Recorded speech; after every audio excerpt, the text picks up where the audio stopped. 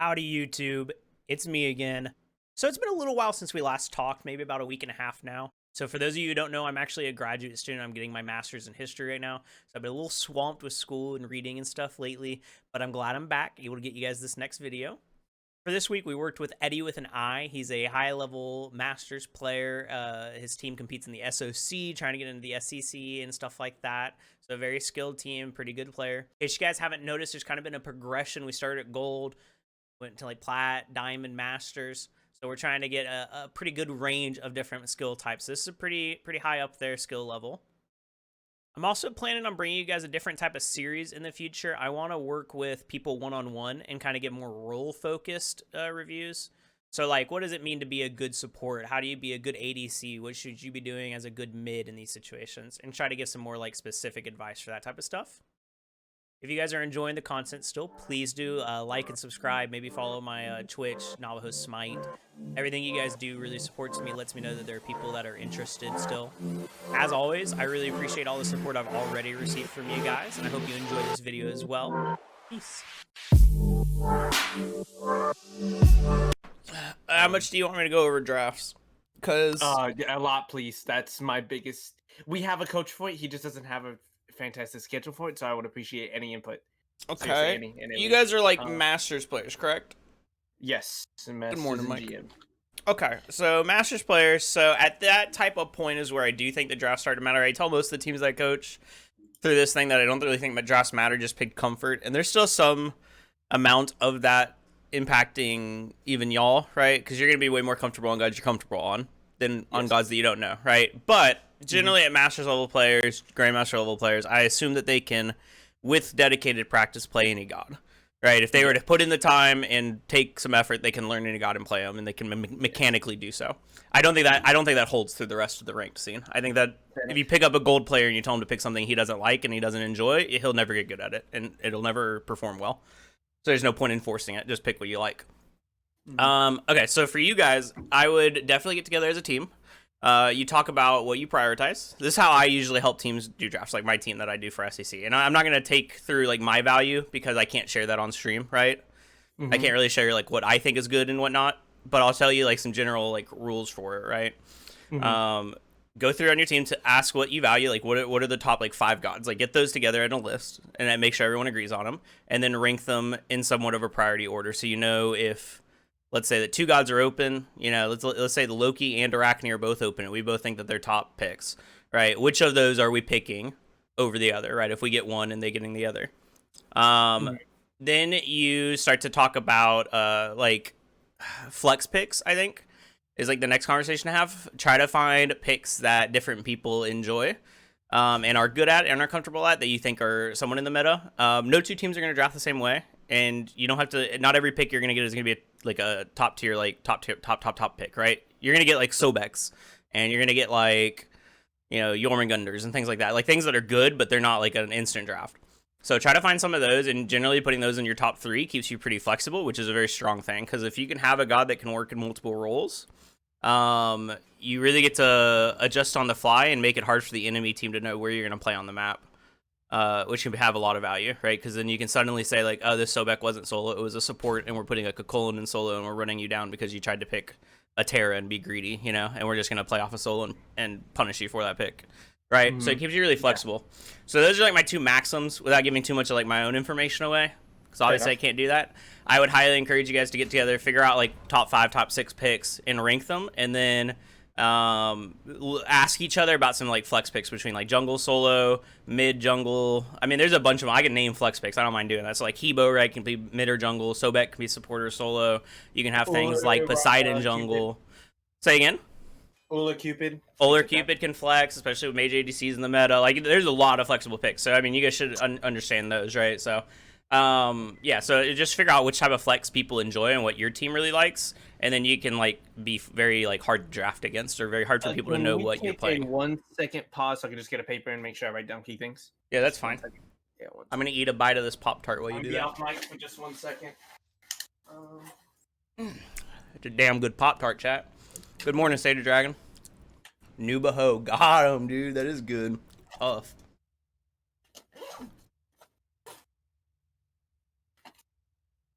Chat, I'm gonna warn you, I think we have a little bit of a spicy opening today. We're gonna be mostly focusing on probably some opening. Because my team on my left here, who we're looking at, kind of gave us some spicy stuff to look at. Alrighty. I'm going to press spectate. I'm not going to look at this draft anymore. I give you my principles of drafting that I think kind of carry throughout any team. Can't like give too much. And then every team's drafts will be different because they're going to prioritize, or often they're going to prioritize different gods, right? They'll have different flex gods that they really enjoy, and they'll have different gods in those top 5 that they really think are really strong. And even among the top 5, there might be variation. One team might think Persephone's the best god in the game. One might think, oh, it's number 5, we can deal with it, right? So that's where you get like variations in draft. So I can't give you my ranking, but that's like a good general place to start as a team. Is just get that stuff together, and then you'll be on the same page in drafts and know what you want to do. All right. But draft-wise, you guys did fine. I would say that the Mercury is the scariest pick here for me. Cabragan Soul is not that bad, especially if you're comfortable at it, so I'm okay with that. But the Mercury Jungle, my thing with Mercury Jungle is I see it getting a lot of value rarely. The best I ever see Mercury Jungle do is when he's constantly using his ult to gank side lanes. So if you pick it as a like gank-oriented pick, and you have a lane that you want to play around, it can do decent. But in my opinion, like farming to late game, which is like a lot of people's like idea about this god, is that like he's a late game carry. I don't think it's very good, because I actually don't think Mercury is that insane in the late game. He can definitely like pop off in a team fight, but it's very hard to find your in. He's like one of the hardest gods to find an in a team fight. And so I don't think that he's super consistent late game. I agree. So I think he's best when you use him as a pressure-oriented god to gank side lanes, because his ganks are really hard to deal with because you can't ward. So if you have a lane to abuse, that's like your strongest. So first thing to talk about in the start, we see the Kraken going full boots. Okay, I noticed that right away, and I was like, interesting. So full boot start means that you're really strong for about 3 levels. And then past 3 levels, the enemy solo laners are taking time where they get stronger than you, because their Warrior's Blessing is just going to get more value over a long term than you, and the fact that they have more sustain. So as long as they don't die in the first 3 levels to you, theoretically, right, like in Smite principle, this guy should get weaker and weaker like over time with every back, and this guy should be like fine for the rest of the laning phase as long as he doesn't die in the first 3 levels. And as you guys will notice, we had a ward on the shred. Okay, these are the 2 important things I wanted to focus on.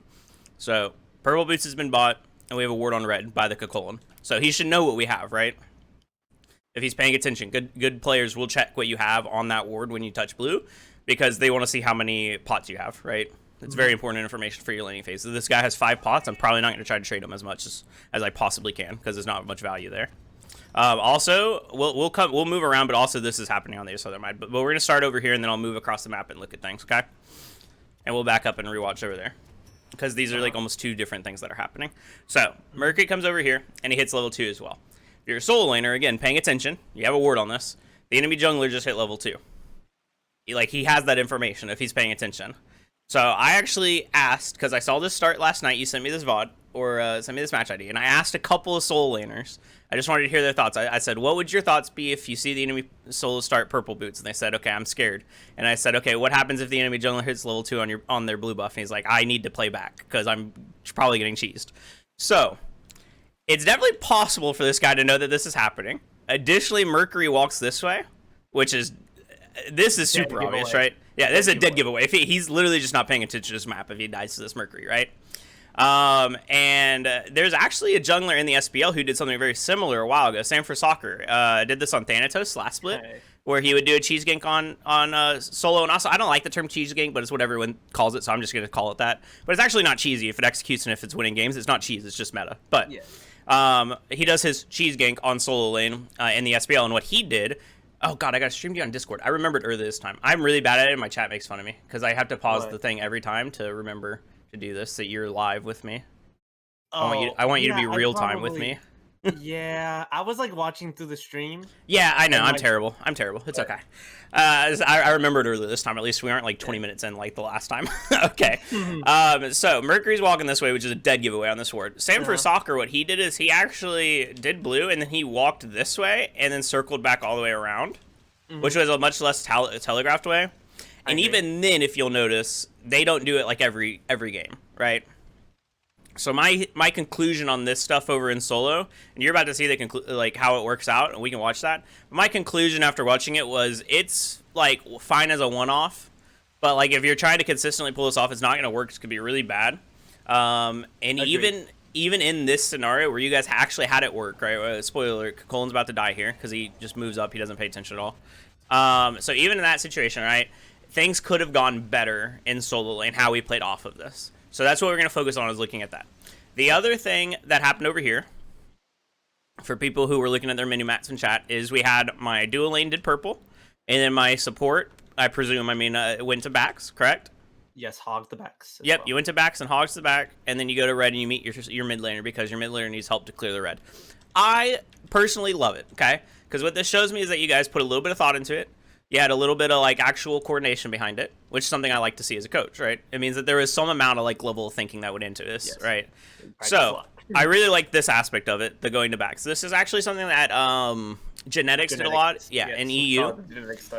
Yep, it's the genetic start. It's what he was doing in EU, and the main thing to keep in mind when you're doing it, like the main weakness of it, is the ADC. Okay, if your ADC can't live in the 1v2 that he is in, and all he needs to do is survive. If he can't do that, it is a really bad start, right? If you're doing this with like an Artemis ADC against like a Horus, like fucking Cupid or something like that, I don't know, like something that runs it down, like you pretty much just sentence your ADC to either getting zoned or getting killed, or losing like a ton of health. So it's really bad for them.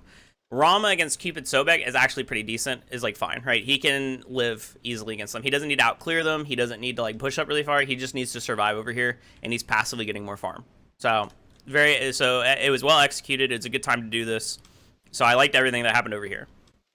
So now returning back over here, this is where things started to go wrong for me in solo lane. I really liked the kill. I would have, and people will disagree with me. So this is I'm fully my opinion, okay? Full transparency, this is just my opinion. I would have preferred to see the solo laner get the kill here, which was possible. Agreed. He was stuck in the Kabrakan 3. And as a jungler, I would have wanted that to be his mindset, because he's rushed these boots. If you can get this type of gank off, right, and it actually works, you want to really, really pressure out the solo lane and just abuse him, right? And the strongest way to do that is going to be to get your Kabrakan to get this kill. And then at like 1,000 gold, he can back and get like tier 2 breastplate. Or he can back early and get warriors if he can't make it to tier 2 breastplate time, right? If he can't make 1050 gold. Because he has no sustain, remember, right? He has purple boots, but he has no sustain. So he's still very possible he gets poked out or gets ganked in a couple of minutes here by their jungler or something. So it's like, I would have liked to have him the 400 extra gold, just so that he can back and get that like tier 2 item and come back into lane pretty fast. And the lane is over for Colin at that point, right? He'll have like tier 1 boots or tier 2 boots if he backs again against a guy with full boots and like breastplate too. That lane's over. Like for the next 5 minutes, that guy's not fighting him. Not fighting the Kabrakan successfully, at least. And so at that point, it becomes very abusable. And then you have this pick that I told you. I like this pick as a ganking pick, as like a pressure throughout the early mid game. Like as soon as you get your ult, just ulting on cooldown down side lanes. And so then you could have used the Mercury to combo with the Kabrakan and look for ganks over here. And just look to pressure this guy super hard. And that's what I would have liked to see happen. That's what I think is best.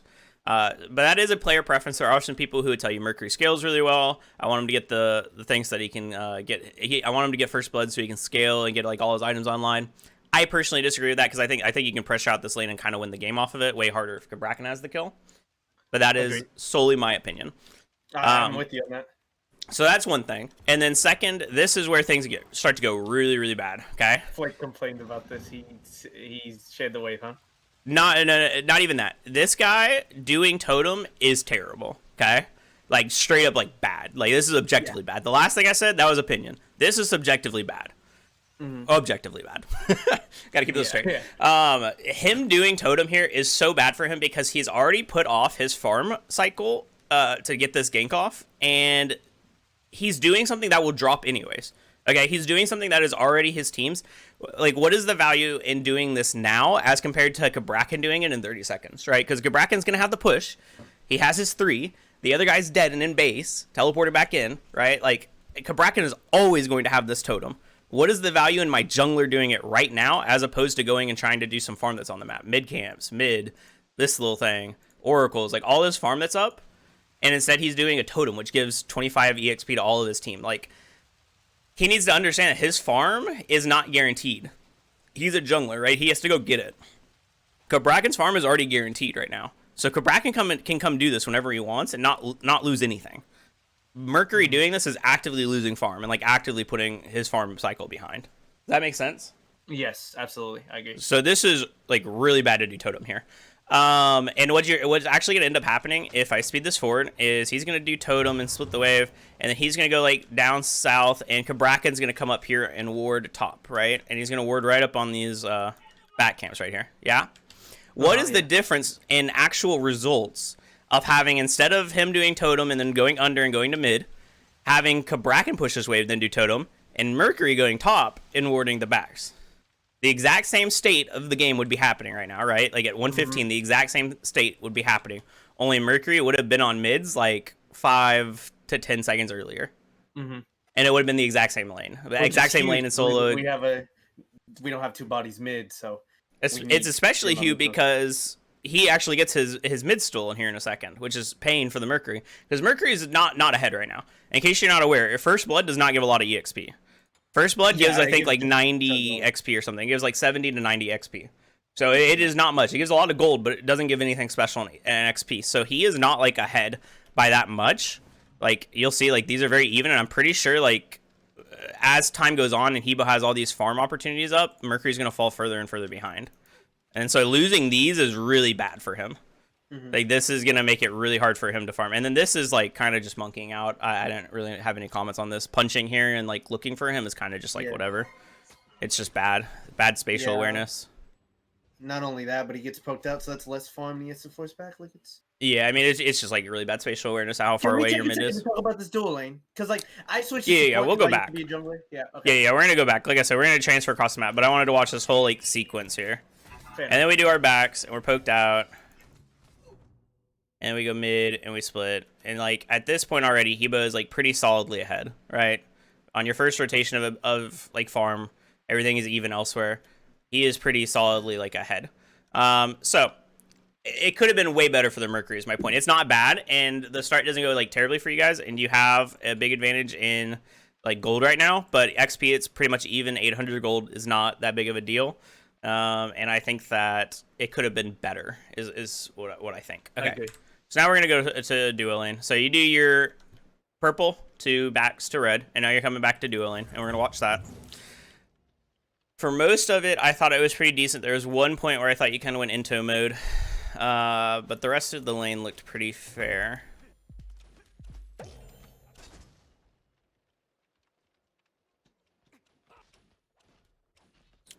Let's see if we can get to an exciting point. Everything here looks normal. This looks fine. You could probably be pushing them harder and like looking to fight in lane a little bit more, but you don't have to, so it's like fine. Especially if you don't know where the enemy jungler is. They get your thing, but you're gonna push. Yep, that was good.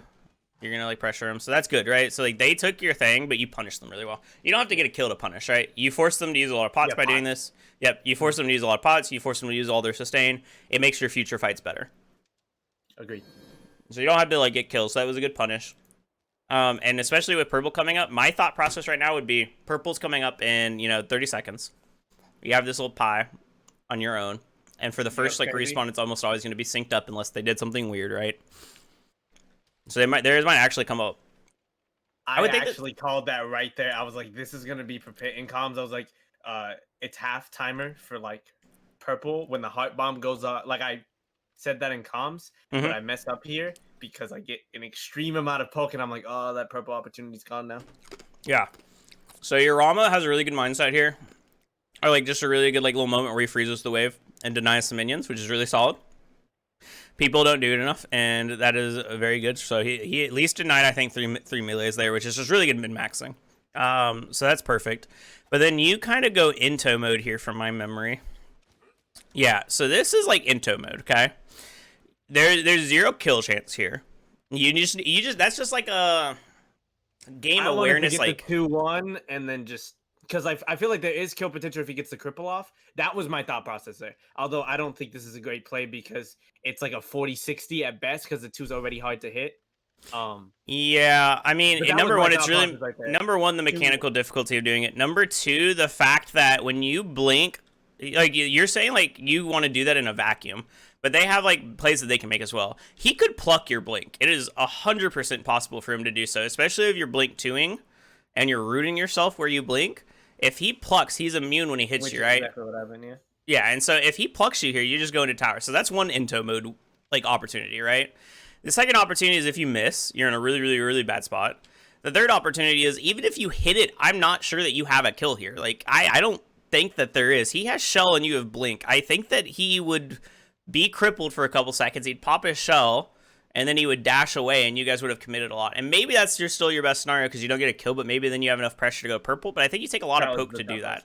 But I think you take a lot of poke to do that. So I don't even know if that's like a guaranteed like going to purple type of thing. I don't think that this plays very consistently good, right? Or if it goes well, I don't think it's recreatably going well over like a long term. And I think you have options here that are recreatably like positive things that you could make happen again and again and again if you just play them differently, right? So instead of blinking in here and looking for like a sick play and looking for like some really, really outplay here, all you have to do is continue to zone where you were. Your Rama's doing a good job of it, right? Just let these minions die. You can move up and make them uncomfortable. Then you let this minion wave walk in. You guys push it together because you have pressure right now. They just took this fight, took a lot of poke. You're standing up aggressively, so you have the pressure. You can clear this wave fast with like just your like autos and your Rama, and then you can look for the fight after when there's no melee wave and you're not blinking under here. And at that point, if they stand this far back and if they're willing to just concede and let their wave walk in, then you can go to purple and take smalls. I don't think you'd have enough time to take big, but that's okay. You take smalls, then you back off. Or you can fight them here, depending on how far up they are and if you can get a grab. And then you could fight and then go to purple. And that is much more like recreatably good than blinking in like near tower line with a wave walking in. And purple's not quite up yet. I think that this is like kind of a Hail Mary-ish type of play. It goes right maybe like 30% of the time, right? And I think there are better plays that you can make that go right more often. So I just think that you're playing like the odds here and it's not very good. And now that this has gone bad, right? This is really bad because there's a 0 kill chance now, right? There's 0 kill chance and you're just going to get plucked into wave and you have no beads and no shell. And now it's just really bad for you. So you're actually not going to be able to invade off of this. You almost die. And so now there's no invade. So you've cost yourself an invade, which is really unfortunate. So that's unfortunate. I think that we could have maybe played that 2v2 better to get it to that purple. I think you should have just let that wave walk in and then fought after the wave. Used your pressure to clear in front of them and then use that clear pressure to actually like look at their buffs rather than just looking for a kill like with waves being even practically. Blinking in front of a wave. And also, yeah, I just think that like pay attention to the relics they have because I don't think you kill that guy through shell. I'm gonna be honest. Yeah, but maybe if you play it perfectly, but I don't know. I think it's tough to kill that guy through shell. Your Rama would have to dash cripple, and then I'd have to body block so big pluck. Yeah, then you'd have to body block like his pluck for a while, which I don't think is gonna happen very long, or it'd be hard to do. How much gold do you guys have? Should you backed? No, I guess not. Yeah, I already backed. Yeah, I guess you already backed. It's fine then. All right, so that was about where I watched in the VOD, by the way. So now we're in uncharted territories for me. That's about what I watched. I like seeing Mercury over and right. We're trying to pressure this guy. Blue's not timed yet. Oh, do not tower dive. Do not tower dive. This is like an into play. That's so hard. And, I mean, I can't make those calls like I'm already out. That's an into play. So the reason this is an into play isn't even because of him. It's just another really high execution play, and you have no eyes on Hebo. We know that Hebo is right jungle, and if Mercury is like all the way over here, then it's quite possible that like Hebo is too. So you gotta keep that in mind. So without stronger awareness of where Hebo is, like we'll check and make sure that we don't see him back anywhere or anything. But unless we know exactly where he is, or we have really strong indication, I mean, yeah, he just backs, and no one was even looking in mid, so no one saw him back. You guys were doing this. But he just backs there, and he's coming up to right. So yeah, you guys have no real awareness where he is. So this is just another high risk, high reward type play. Doesn't mean it's bad. I don't like using the term bad for plays, right? It's either sometimes they can be good or bad, but a lot of times it's just risky. This is a high execution play. You have to hit your Merkle, and you have to, or else like things are gonna go bad. He's gonna or transform and get his shield off. We end up missing the Merkle, which is really unfortunate. But like also just the potential of like if Hebo is closer and looking for a gank himself on the Kabrakan is pushed up, right? If he's like up here, you're like both just dead. You might get the kill on the Kakolan, but you both die. Even if you cleanly execute it. If Merc hits this ult here, if Hebo is standing like here at this point, they are both dead. Which would not be a good trade, right? So I don't, this is again like another like positive thing that I don't think is very recreatable. You're trying to like do this, but I don't think that's recreatable over 100 like times doing it. You know, it wouldn't work all 100 times. And there are probably just easier plays that you could make here that are just recreatable, right? We could have my Hercules understand that we're looking to play off a solo. Should probably be already over in solo. He should be leaving this guy on an island and telling him that, right? Saying like, hey, I'm going to leave you alone, Mr. Trax. I'm leaving you alone. Play safe. Don't die. Maybe you come over here, put out a ward for him on your first back, right? Try to get wards up for him. And then by the time that the second blue is spawning, you want to be over here, right? And that's what you would communicate to your team. You want to play off of solos. And then your team would group and look for a fight on solo. Because you still... Question. Yeah, go ahead. So we play between the range of like top 6 to 8 SOC teams behind closed doors, and I feel like a lot of it. I got this advice a lot from when I was jungling, and I traded over to support. I think using 3 to 4 people for an invade is far too many resources. Like I'm down for the blue invade to rush, but how much inherent value is that really? If like the Hebo says, "Hey, sack the blue, let's enter with a neutral control, some heavy wards on the opposite side, and let's start getting 2 people while they start sending 3." Does that make sense? It's yeah, like, I understand what you're saying. Like, because I've seen teams like they've tried to like we'll draft a low pressure Terraging way, and they constantly invade purples, but to no avail because they're sending 3 to even sometimes 4 people to do a thing. Does that make sense? Yeah, it's like 100%. My counter argument is: am I really needed on this side, or can I continue to invade purple? Because I feel like objectively with the kit that they have, I don't think Kakolin Hebo, as long as Kakolin doesn't have rage, stand a chance against Kabrak and Merc. Kabrak alone can force Hebo, right? So yeah, I understand what you're saying. I think that you are not wrong. If that is all that is happening, is if you're 3-man invading a blue and that's all you're getting, then yeah, it's probably not make or break the game. There is a lot of value in that second blue, though. Okay, we'll go to the conversation, but let's have a conversation about second blue. Second blue determines the solo lane, like, really, really hard. If you lose that second blue, he is a Kakolin, so it's one of the best gods to lose it on. But, like, on most characters, that's, like, GG's, right? Like, he can't do anything for a while. Okay, second point is, if you're going to play off of blues, when I say that you're coming over to the side of the map and playing off of blues, I don't mean that you're 3-man splitting a blue with them. I mean that you are a hunter, right? At that point, you not like a hunter as in like an ADC. You are a hunter as in like you are looking for prey, right? So you're going high. You're looking very aggressive. You're getting wards very aggressive onto the rest of their jungle, and you're hunting out their Hebo. And if you're coming over here and you're doing that, right, and you're getting out like wards, you're getting out vision, even if you don't have wards. Like, let's say that you ordered for your ADC, right, like a good support, and then you came over here and you're like not seeing anyone, and blue's spawning, and you guys know that. And you have pressure in solo, and you don't see the jungler. He's not on speed. I don't know where he's at. In the back of your mind, you should be thinking that they're looking for a play elsewhere, and that's when you can start to leave, right?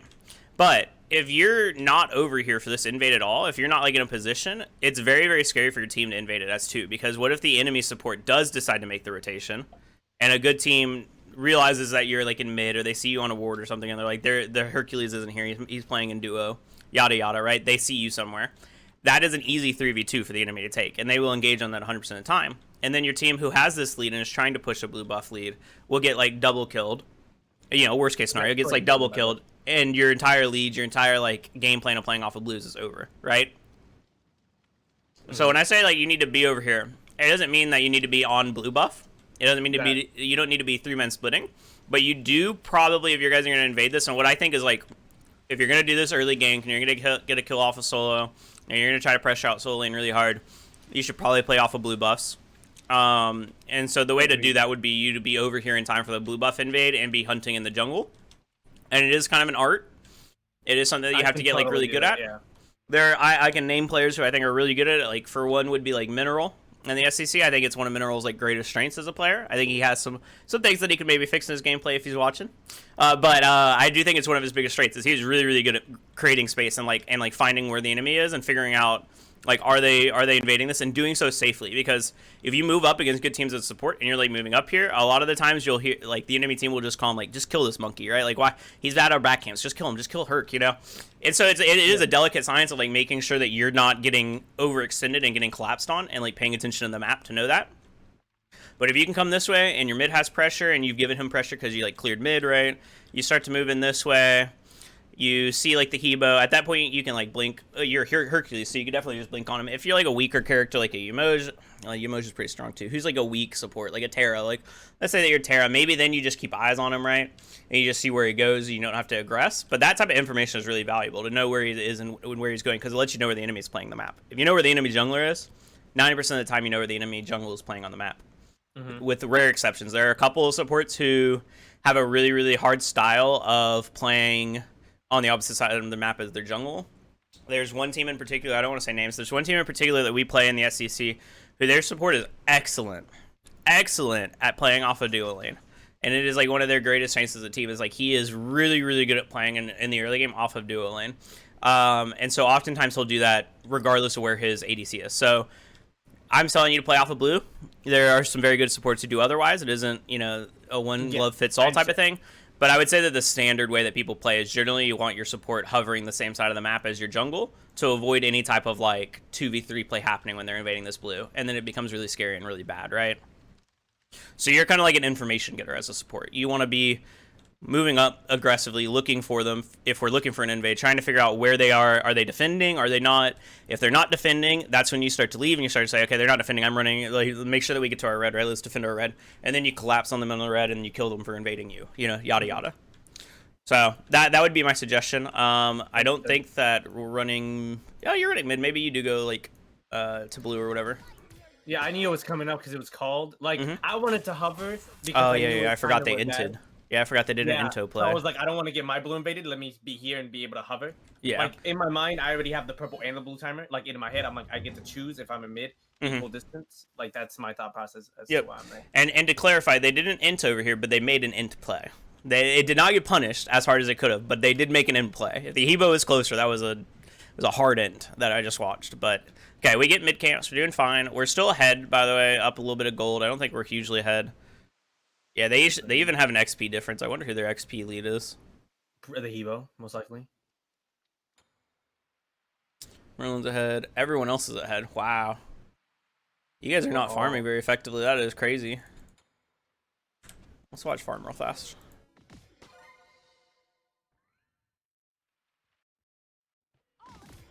I don't think I backed up enough for me to actually see anything. Okay, let's watch from here. From here, we're about even. Okay.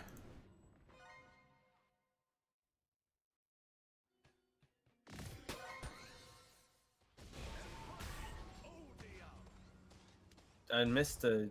So soloing blue is really unfortunate. You generally don't want to do that unless like you have to. Like if you're gonna get your blue invaded, that's when you solo it. Otherwise, you want your jungler to get that XP. It's really bad to deny your. It's like the same thing as like when your jungler comes over and solos blue and you're pressuring lane, right?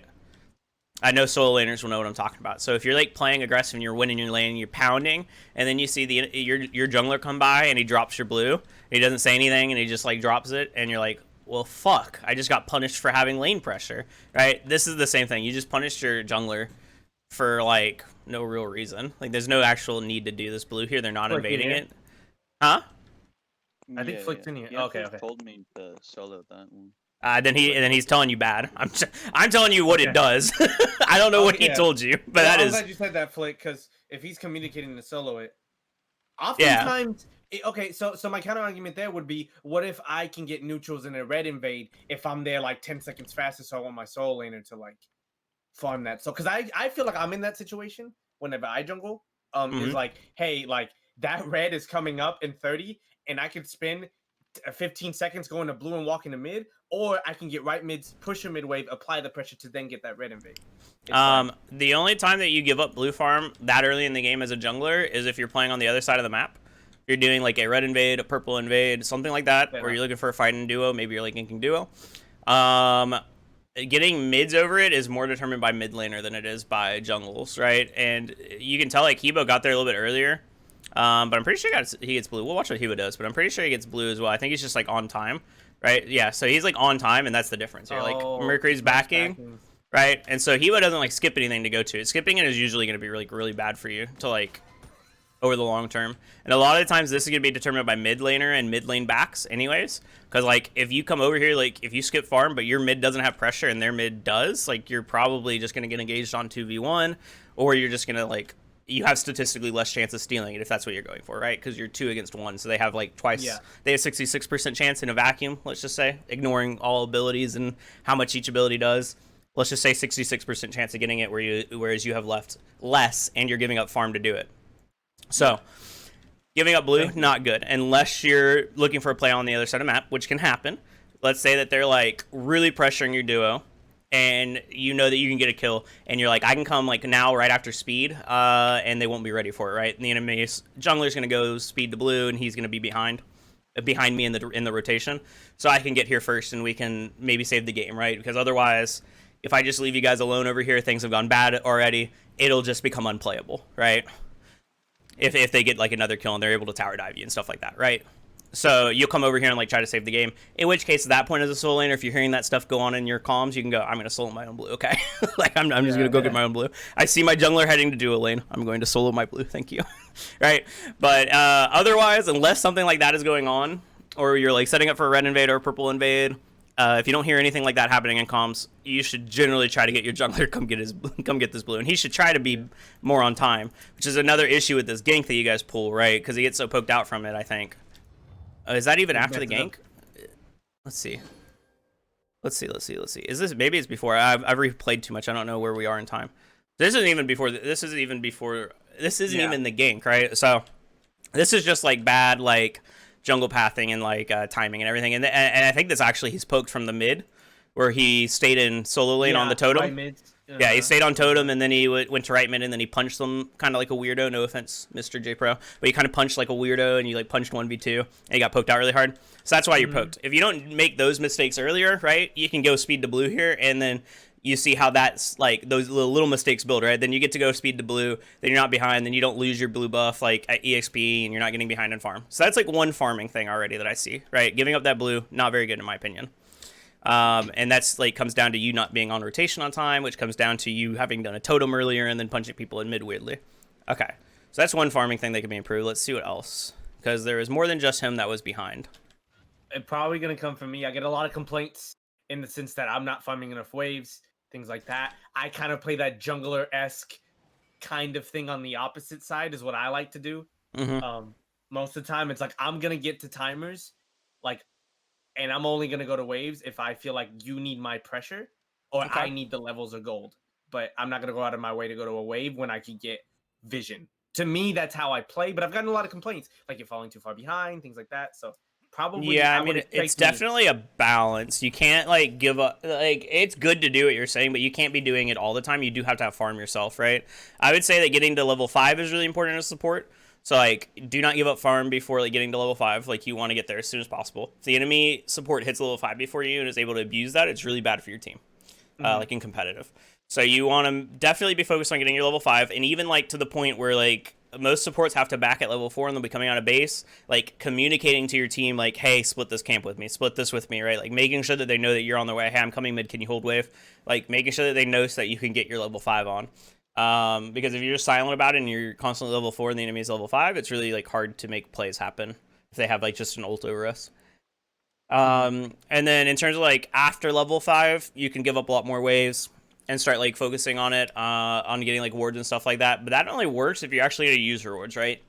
If you just throw out wards and you're spending a lot of gold to get vision on like the enemy buffs and stuff, and you're giving up waves to do it, and you're not ever invading, does that sound like it's logical? Yeah, does that sound like that's helping you win?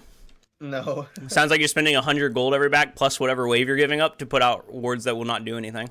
All right? And this might sound contrary to what I've said in past VOD reviews, because I have said to other teams, you need to get aggressive wards. But akin with that is I told them, get aggressive wards, play off of it.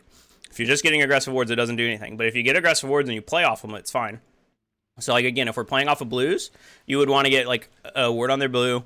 You don't want to get a ward on their backs. You want to get it, like, if you can, if you're pounding and you're getting actual good fights off, right, and you, like, kill 2 people, you can get a ward on their speed. If you're not getting fights off, and it's probably don't walk all the way to speed, it's really scary, right? And then you want to control these mids, and there's, like, pretty decent. I will say the meta has shifted mostly to be off of red purples, in my opinion.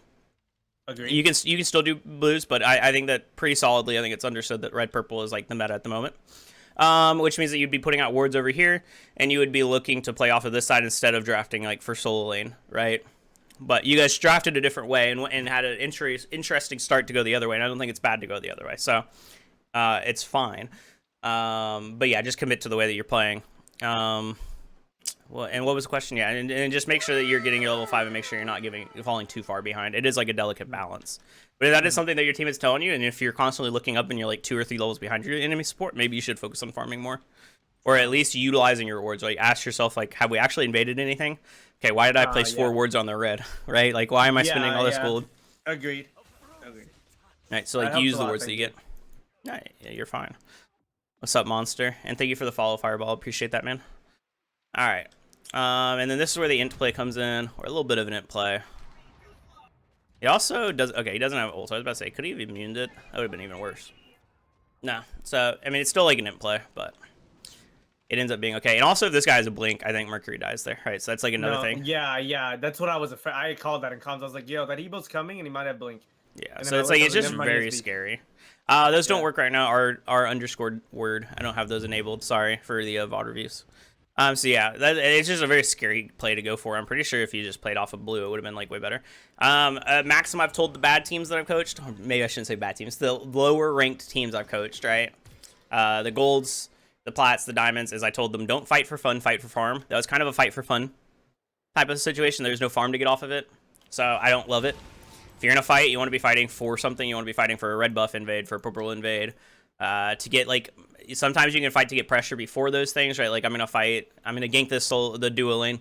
That support I mentioned earlier on the SSC, right? Like, he'll gank duo and put so much pressure on the enemy and on our ADC that Rinjar doesn't have beads, he doesn't have Aegis, he doesn't have his ult, so it's really hard for us to then defend the next thing, right?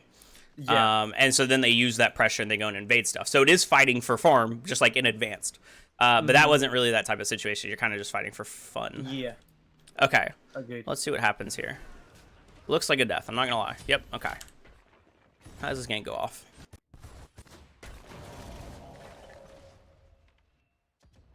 Oh, you guys wait for another gank. Okay. At this point, this is where you're like already really behind as a team. Right?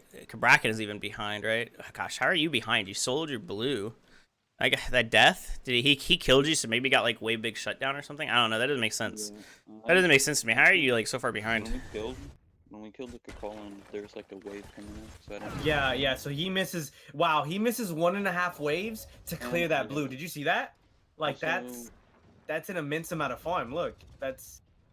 So you die here, and then that's at least half a wave because it goes in, right? There goes that half wave, or even a full. And then once, half because full, yeah, that's 2 full waves gone. Yeah, okay, well, that makes sense why you're losing. And then I also got the first and second wave split too. So I was like 3 creeps behind, just like from the beginning. Yeah. Because he did totem and split the wave. Yeah, that does make sense. About that, yeah. Yeah, that makes sense. So yeah, I mean, that in play ended up going very badly for you guys if you lose 2 waves off of it.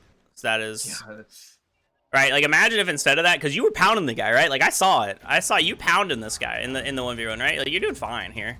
Like, you're doing fine. And like 100% lane state is under control. Like, instead of like tower diving and everything, right? What if you just like, oh, we got his ult. He won't have that for the invade. Let's just set up for a blue invade, right? Instead of doing this play. Right, and then cautioning yourself so much. Yeah, for sure. This like wasn't a good plan. Yeah. And especially does it cost you that much.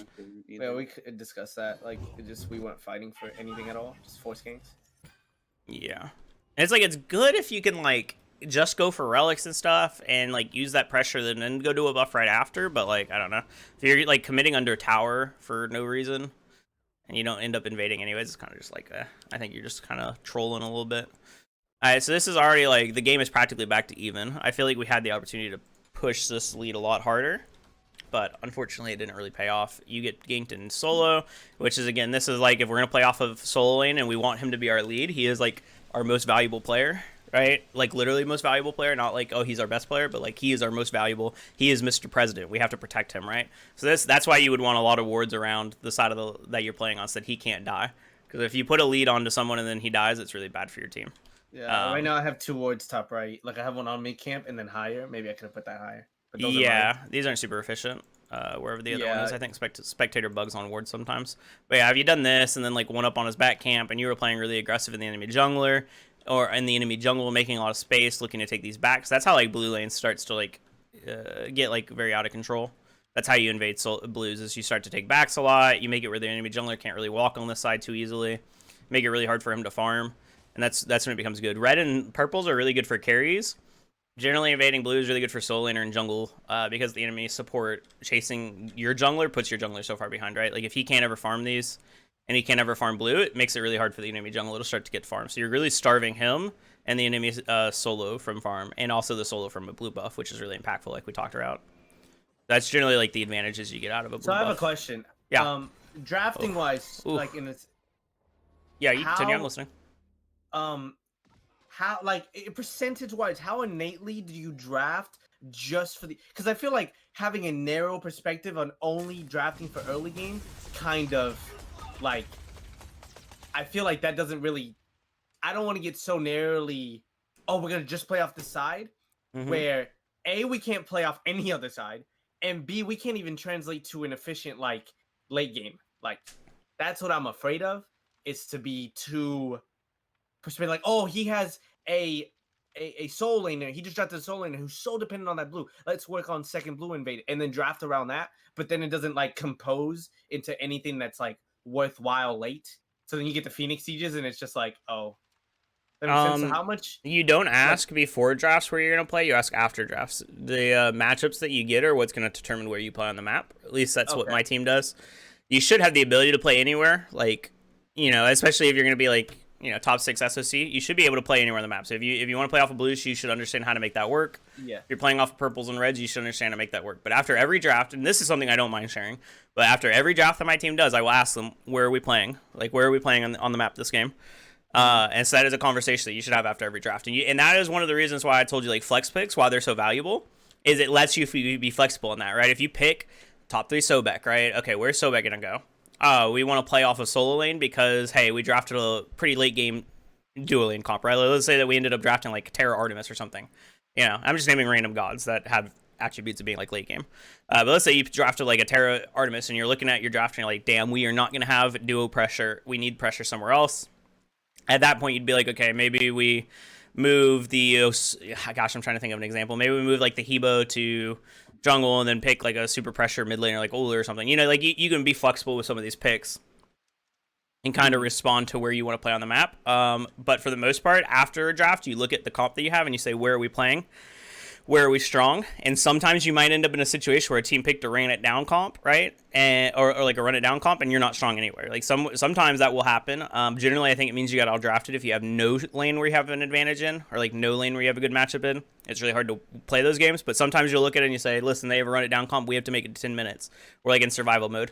Be willing to give up buffs, right? In those type of situations, be willing to give up buffs. A red buff is not going to make or break your game. It won't. At 10 minutes, if you've given up 3 reds with no kills on the board, you will be able to, if you scale better than them, you'll be fine. You know what I mean? Like they'll have like a 2,000 gold lead, maybe, you know, maybe. And that's like assuming that you've like maybe gotten pressured like under tower with some waves and stuff. Like if you're literally just losing red, it'd be like 1,000 gold difference, right? So not a big deal. When you're level 10, not a huge deal. So be willing to give up farm when you don't have a good fight. Be willing to like trade farm elsewhere, right? Maybe they're invading my red, maybe we go and invade the blue, like you talked about, right? Pressure the other side of the map. Just play wherever they aren't for the most part. And you can survive. But yeah, like where you're going to play on the map is just determined by your draft after the fact. I don't think going into a draft, like a really preset plan of like, we're going to pick this god, this god, this god is very good. You can go into drafts with the idea of we're going to play off of like dual lane. We're going to try practicing that. And then you can like top 3 some like strong dual lane gods, right? But for the most part, if you're not just trying something, for the most part, you just draft good drafts and then you look at your draft after the fact and say, okay, where are we playing on the map? Where are we stronger than them, right? All right, let's watch this because this is an into play. Does that make sense? Yes, that absolutely 100% makes sense. Thank you. Okay. You're allowed to say if it doesn't, by the way. You're allowed to ask questions or say, I ramble sometimes. All right, so here... Okay. Interesting. I don't think I registered how slow I was getting on Hurt 2. Yeah, you guys kind of got farmed. Okay, so what you're doing, is it terrible? Mechanics are really bad there, though. obviously. Yeah. So what you should have been looking to do is probably just push the hurt or push the Hebo. You don't need to actually look for the 2. Like you're a little too obsessed with getting that 2 there. I think you should. I know it's like the big play, and it's like, oh my gosh, I'm such a good player. I just got a 2 pull on him into a push into my entire team, right? But number 1, like once you see him here, I think you just blink 1. You can blink 180 win him, right? Blink 180. Ugh, gosh, my mouse is slow.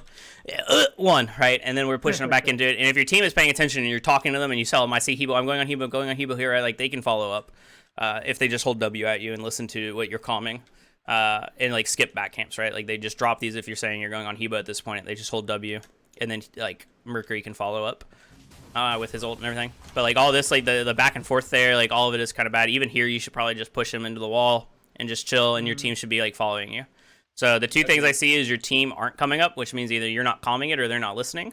And we'll watch that in just a second. We'll look at comms. But either you're calming this and they're not listening, or you're not calming it, like that he's here and that you're looking to play aggressive.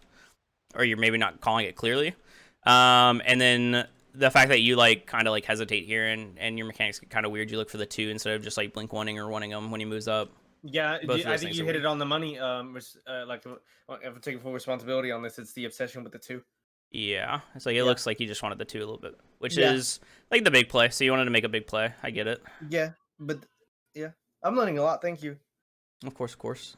All right, let's see what we say. What in-game time was that? Do you know? Should I check real fast? 6 minutes and 7 seconds. Wow. Okay. 6 minutes 27 seconds. Yeah. All right, let's see. 6 minutes 27. Feel free to like ask questions and stuff. This isn't just me like doing this. Like, just probably don't do any damage now. Yeah, I gotta turn you up as well while we watch this because you were a little quiet earlier. Curved a banana. I like that. That Discord name. We have Merc ult too. All right.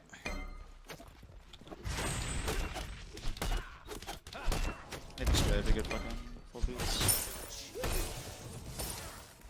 Yeah, it's about to come up. I have ulti if you want to find med. He been ulti. You should look at this fight like for sure. Okay. I guess I'm not saying anything. And I want to what is back so you guys can get ready.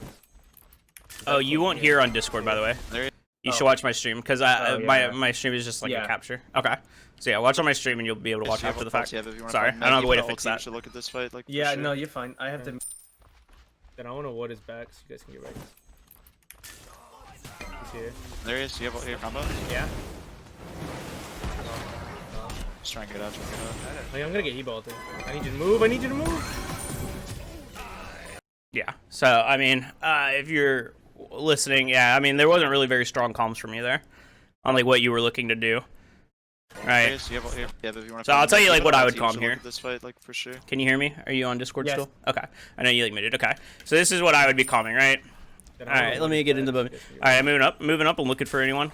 I see Hebo, and I would be like blink 1ing them already, right? And I would be loud in comms, and I would make sure my team knows exactly who I'm looking at and I know exactly what we're looking to do, right? I told them before the fact, I'm moving up, right? I would say that loud. I'm moving up, I'm looking. And then the second I see Hebo, I'd say, Hebo, here, right? Like, you do that type of calls where, like, it's almost like, you know, you get a little too excited, but it makes sure that people know that you're looking at it. And I would have already blink 1'd them, right? That if I'm looking for someone and I see someone, I'm going to blink 1 them instantly. I'm not going to communicate, I'm looking for someone and then see them and not do anything. I'm also not going to then like silently blink 1 them, right? Those would be like the 2 halves of it. So I move up. If this is the play you're gonna go for, I'm gonna say I'm moving up. I'm gonna say it loud. I'm looking, and then the second I see someone, I'm going to call out who I see, and I'm going to say go, or I'm gonna say like I'm backing off, right? Maybe it's the support, and at that point I don't want to go on them, and then in which case you would loudly call them like I'm backing up, right? Okay. Yeah. I'm looking for something. I would be saying right here. I'm looking for someone. I'm looking. Hebo here. Oh, that's hard to say fast. Hebo here. Usually you can say it easier depending on the god. So back here, right? Like, but Hebo, right? And then you just blink 1 and push them in. And your team should immediately, if you're calming that like that, if you're saying like, I am looking, and then you say a god name, the second you say I'm looking, they should already be thinking in the back of their mind, like, I might be following up here. They should be positioning aggressively. If we like go back to this, right? Like, they should be maybe still clearing this, but moving forward while clearing it, right? They should be looking aggressive. And then the second you find someone and call it out, they should be like dropping it and immediately coming to you, right? So that is, I think, could have been communicated better. And then obviously the mechanics get a little wonky here, looking for the 2 and everything and missing it, right? And then you turn around looking for the 1, and then you're slow on the carpet. You miss the 1 on him because you like had turned around to do the 2. So it got a little wonky with the mechanics. After you miss the 2 here and he carpets, you probably should just drop it.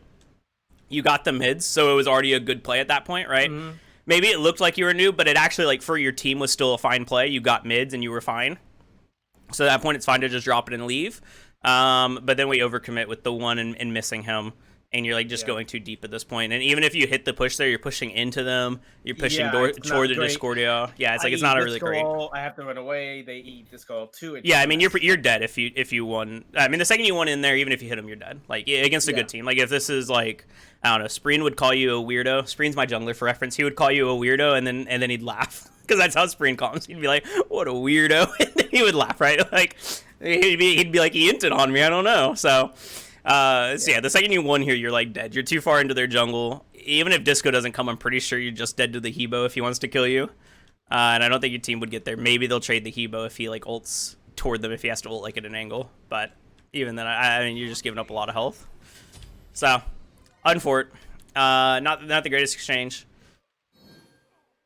Let's see. Kabrakan, they're running at solo. Looks like he knows. Okay, the walking toward the jungle here is something I've seen other jungle or other solo laners do. I've made fun of my solo laner for doing it once. Moving here, if you do know that they're coming, and that's what it's being called, moving toward the jungle here is just bad. Like, your team's not in an area to help you. You're, like, potentially gonna get, like, blink Sobek plucked or anything, right? Like, or just Sobek plucked around a wall, right? Like, you have no vision on them here, right? There's no vision anywhere, so you don't know where they're at. So for all you know, Sobek is, like, behind this wall. Or Sobek is, like, behind here with their jungler, like, waiting for you to walk in. So, like, even gesturing this way is just, like, there's no value in it. You're going to ward over the wall, I think, but you can do that just as easily from back here. You can throw a ward over the wall, right? So there's no advantage to moving up there. You're only putting yourself in a position to get, like, plucked or engaged on. And I don't even think you threw out a ward. So, yeah, I mean, that gesture, that movement is, like, really bad there. That movement toward the solo or toward the jungle if you know that they're in there and that they're hunting you. Which I can tell by the way that you moved down the lane that you knew that they were hunting solo. All right, and you'll see they actually have a lot of aggressive wards out. I don't know when they warded this. At this point, I'm already in the mentality to, like, let's ward red and purple and just answer for this mess that's happening in solo. Like, everything that happened in solo, that's answer. But I felt like as a teammate, like, we didn't transition. See, this is exactly what I was talking about. This is how you play. Can we go back to where I was here? I want to point something out. Like, yeah, I'm not trying to overtake. But can you go back to right when I was walking out of base, out of mid Phoenix? This is, like, a huge thing that, like, I feel like is a huge misconception. Okay, pause. When I get right there. This is the comms. I know they're hunting over there. I know my blue's up. And I know that we have potential of, like, killing them. I have full faith, like, in the way Flick plays Kabrakan. And us going in there with the Merkle, we can actually just destroy them once they cast on the blue. That foresight already happened as I went to this mid Phoenix. Mm-hmm. Then J-Pro told me in comms, hey, try not to split with me too much. And there's this big stigma, like, on my team, and I think it's fair to say this, is there's this big stigma that I have to give up all my farm and I shouldn't split with anyone much. But I feel like my presence alone could bring more value. But, like, there's this obsession you shouldn't split with jungle because it's, and I quote, the second lowest farming role in the game. And I'm like, I know this is going to happen, but with the frustration level and the fact that he was already behind, I didn't want to encourage, like, increase frustration on J-Pro by, like, not following his call, even though I disagreed with it in the sense of, like, not helping him farm over here, because I knew they were in this jungle. I knew me being over there and right with the pressure we had middle, I knew we could frag these guys. Like, absolutely. Okay. I had confidence we would. Let me take that point by point, okay? I'll start off with frustration. If frustration is coming into gameplay decisions, it means that you have a weak mental. Not you, but, like, for that player, right?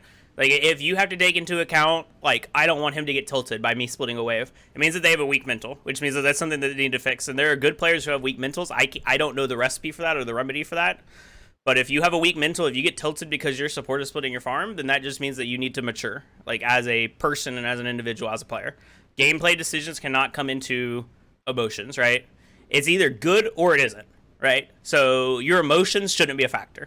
Does that make sense? And I know in the realistic world, like, obviously you don't want to tilt your jungler, so I get that. But, like, if I was talking to him, if he was in here, like, your emotions can't be so extreme that your team has to make, like, decisions in game based around how you feel. Like, that sounds so pathetic to me as a coach. That sounds like so, like, sad, right? Like I would hate to have to watch that.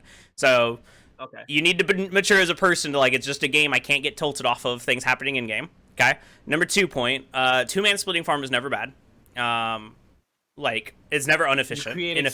Like, It's never inefficient. Even on speed and even on blues, like 2-man splitting is never inefficient. It's not necessarily a good feeling if you're behind and you're 2-man splitting. And there are times when it's bad. Like, let's say, for example, that you're a support who, like, got, like, 4 kills early, right? I'm saying this because I played a rank game with a buddy of mine last night, and he did this to me, and I told him to get the fuck away from me.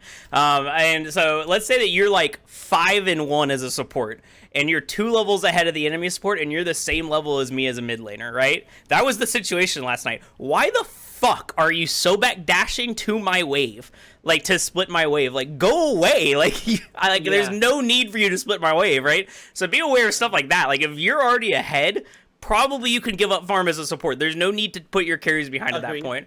But if you're, like, behind or even, you should be getting farm. Like, your farm is just as important as Mercury's farm for the most part.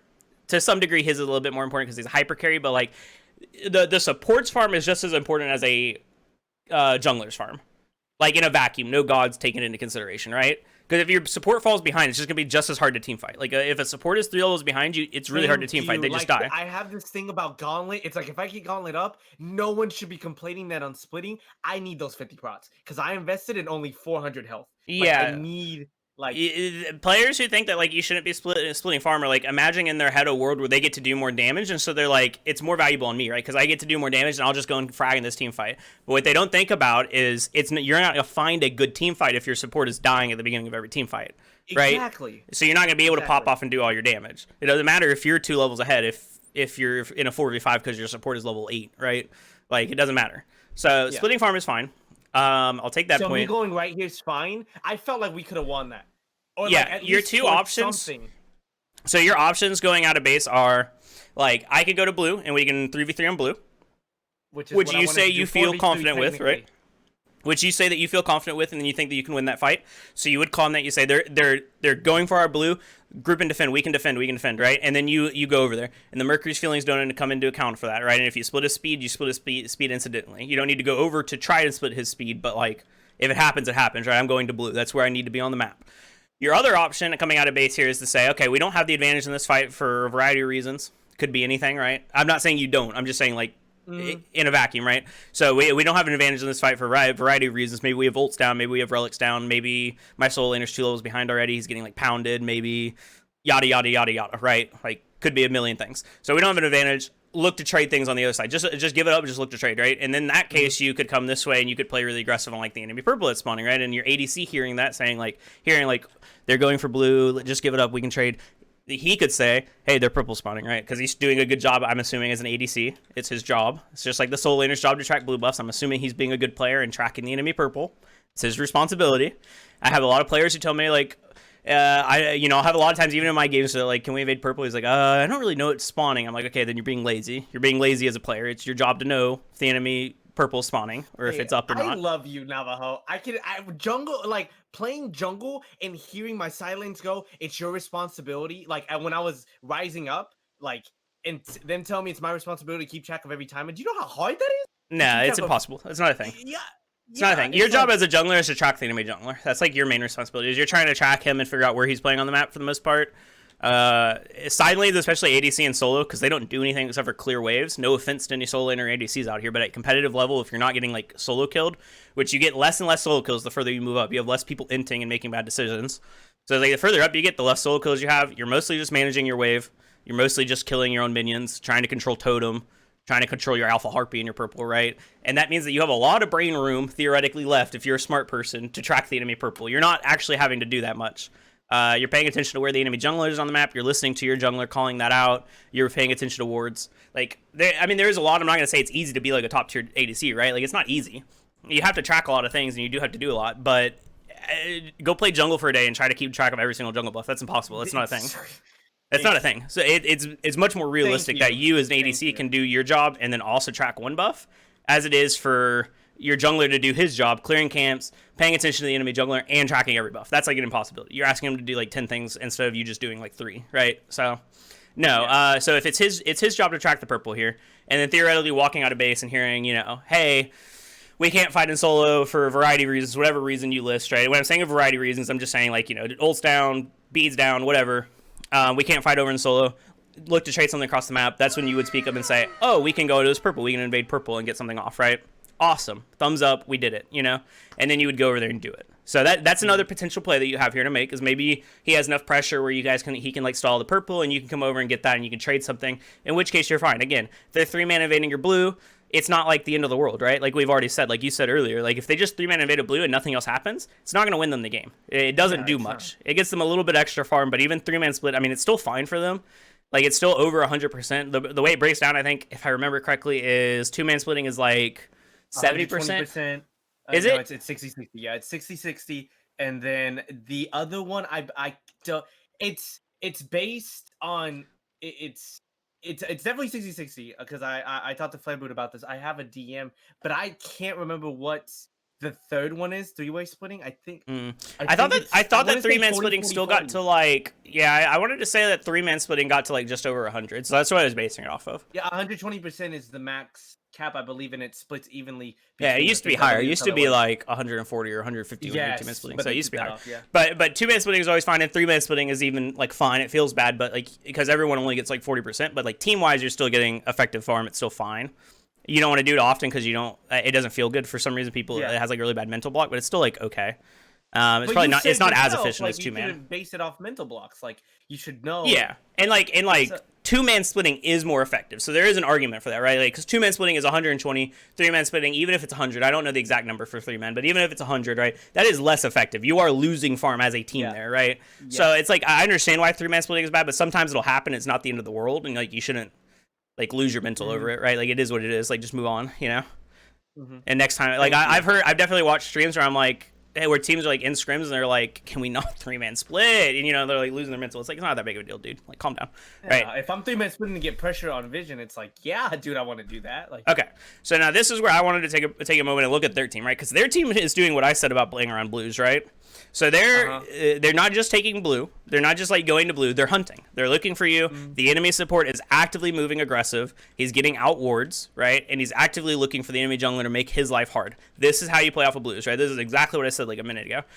He's pressuring these backs, making sure, even if he doesn't get a kill here, like even if Mercury had more awareness, which he should, that's the next point. But even if Mercury had more awareness that he's coming and just has to give these up, he's making it really hard for Mercury to farm, which is going to starve the enemy jungle, give your jungle passively a lead as he gets more and more. It's almost like freezing a wave, right? If you're doing these blues successfully, and if your support is able to like keep their jungler off a farm, you're effectively freezing their farmer out of jungle, right? It's practically the same thing for all intents and purposes. And so that he's doing a really, really good job of that. This team is doing a very good job of that. The Sobek moving up here is correct and good and exactly what he should be doing. Now, your jungler, especially if we're aware that they're on blue, should not be AFK, like just farming here and not paying attention. I think he gets plucked. We'll see if he beats. Yes. I don't think he beats the pluck, but I only watched it once, so that was a while ago. But like, even if he beats here and has to just walk away, right? Like, it's still not great. Yeah, so that's bad, right? Like, we didn't beads, especially if we know that they're playing off of blue, that they're coming over in this side of the jungle. We should have like, some type of thought. That Hebo is gone. Say again? I said if I rotate here like I planned, they lose this because they could call in. This is why we did the start and everything, because we know Balsac Vic, he is an ADC main. We knew we could put like the game plan in there was like we're gonna abuse his lack of experience. That was a whole. So look at this. Like they're invading and he's not even there. You can already tell like he's not an experienced solo. No offense to him. Like he plays other roles. If I'm here like this, even if he kills Merc, I'm here. That Hebo's dead. Like. Yeah, I mean he shouldn't have killed Merc because Merc should beads, right? Yeah. That should have been like an easy, like, not death. Maybe if Hebo has Blink, it's worse for them, but in this actual in-game state, he shouldn't have died to this. This is a really, like, not death. It's a freezing on a farm. But yeah, if you had come, I mean, like, maybe there's a fight here, but if you're not going to do it, right, and you're going to trade farm, like, he can still go for these, but he should be definitely thinking about the enemy coming, because we know that they're playing off a solo lane, and he should, like, pull these and then just walk away, and if he does get plucked like that, beads and then just walk away, right? Dash out, walk this way. Yeah. Maybe not dash if the enemy has blink. It's really bad to dash like that, because then he can blink on you and kill you. But, like, walk away and be safe, and then go to get your farm over on this side of the map, get oracles, get these, maybe help kill this guy, like, right? Maybe the gank goes off and he's, like, behind tower at 2 health. Maybe you can pressure him. Like, there's a lot of other places to be on the map rather than dying here. And so not beadsing is, like, really bad mechanically. But also just like being here and it doesn't look like he was paying attention. So I don't know how he doesn't know that this gank is going off if we're like in comms and calling it out and everything, right? We know that they're playing off of blue. It's really weird that he takes that death there. Okay, so they get their blue and they get a kill off of it, which is really good for them, right? And they're gonna get these back. So that's like doomsday state off of how a blue buff invade can go, right? I mean, look at that drop, right? Like this doomsday state. So. Alrighty, so now you guys are getting red. You're chilling again. I mean, it's still definitely a winnable game. It's not like out of the possibility. You are pretty behind though in terms of levels, especially off of your jungle and solo lane, which comes down to some of the early game mistakes that we already looked at, right? Solo laner losing so many waves off of a bad gank, jungler kind of wasting time off of that, and then doing the punch in mid. Okay, again, looking for aggression. I don't think that you win this 1v1 for the record. Yeah. He doesn't have his ult, so maybe. You're trying to punish the no ult, I guess. But yeah, I mean, look how much this one does. Look how much this one does, yeah. Good luck fighting that dude. I put this kid in. I put the Sobek towards the tower, and I like that. Yeah, there's just no follow-up. There's no one with you. I mean, you got a hook on him, though, so I mean, it seems like it was a good play, but yeah, there's no follow-up. Okay. I know he has no ult, that's why we're playing aggressive here. Yeah. I'm fine with it. It would have been nicer if Merc didn't waste his ult earlier. This could be like a better thing, but this should still be a death. This should still be a death. Wow, he has ult? Oh my gosh, this is unfortunate. Dashing in there was at the play. Okay, so for the Merlin, there is a little bit of mechanical lag as well for his fingers and his brain. I'm pretty sure that correct here is to you can easily blink the Heba ult, like if you're just thinking about it and paying attention. Which again, it's just like think about what the enemy has, right? Like in terms of mechanics here, like you should be thinking, okay, Heba's gonna ult, like right. I can see it all back up. Right, so like here, like there's a lot of like he's not close to you. Like there's like a lot of delay here where you could have 3'd away if you were like thinking about it. You don't need to 2-1 quite as aggressively as you do. Like, what I mean by that is you're, like, in your head, I can tell before you threw out that 2, you were thinking I'm going to 1 after it. That was already a predetermined set of motion that you were going to do. Right? You were 2-1ing. That, it was one motion. Like, you are 2-1. That is one action in your mind. You did not need, it doesn't need to be one action. You can 2 here, and then, like, just chill and wait for the Hebo ult, right? And then, like, either 3 out of it if he goes after you, or if he goes aggressive, right? Or, like, if he goes away, right? Like, if he goes away from you, you can follow with your 1, or with your 3, right? So there's like a lot better like decisions here. You can avoid this Hebo pretty easily. Does that make sense? I know I stuttered there a little bit. Yeah, okay. yeah. So yeah, if he's gonna go aggressive, I can flicker out of it if I'm playing it slower. If he goes away from me, I can follow up pretty easily. But this way you get like flipped by the Sobek and everything. And then he gets 2'd. Yeah. And then unfortunate. Like Quay is playing out of his mind right now. we're making the mistakes, but he's punishing them like every second. It's also a pretty good Sobek too. I mean, watching it like that, it would have been hard to flick out. I won't say it's easy. Actually, I'll take it back. It wouldn't have been easy to flicker out because of the Sobek too. But I do think it was possible, especially if you were spacing for it and thinking about it. And even if you have to beads the Sobek 2 to do it. But yeah, I will take it back. It wasn't an easy play, especially with the Sobek 2 on top of you. It's not an easy play because you get CC'd and then you can't blink and then you can't flicker. But it was still definitely possible. There was a delay between the Hebo ult and the Sobek 2, but it wasn't a very long one. All that's going on, and it's still a winnable game. Yeah. I mean, you guys had a pretty good start. You guys had a pretty fair start. And the gold isn't that far behind, but the XP is. Just so you're aware, like 4,000 XP is a lot. Like it's a lot. I just need a remedy for like. I don't want to see weak mental because it's like I don't want it to sound mean, but we in comms, J Pro literally said, in comms he said it's over. Like when that happened, bottom right, he said, "Oh, the game's over," and like. I've gotten a lot better mentally wise. I guarantee you, I was not happy to hear that. Like, it's just not. Yeah. I mean, it's hard without knowing players like on your team more. I can't really give you like a one-stop shop, like easy fix for that. If mental is an issue, I know in the past when I've had issues with mental on my team, we have like a frank discussion. We just sit down as a team and we say, "Hey, I think that this is like somewhat of an issue, like some negativity. We think you're a good player, but we would like for a little bit more positivity in game. Like, let's make sure that like."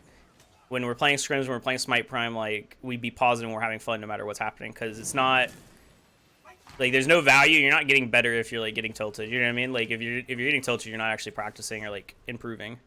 You're just kind of, like, going through the motions at that point.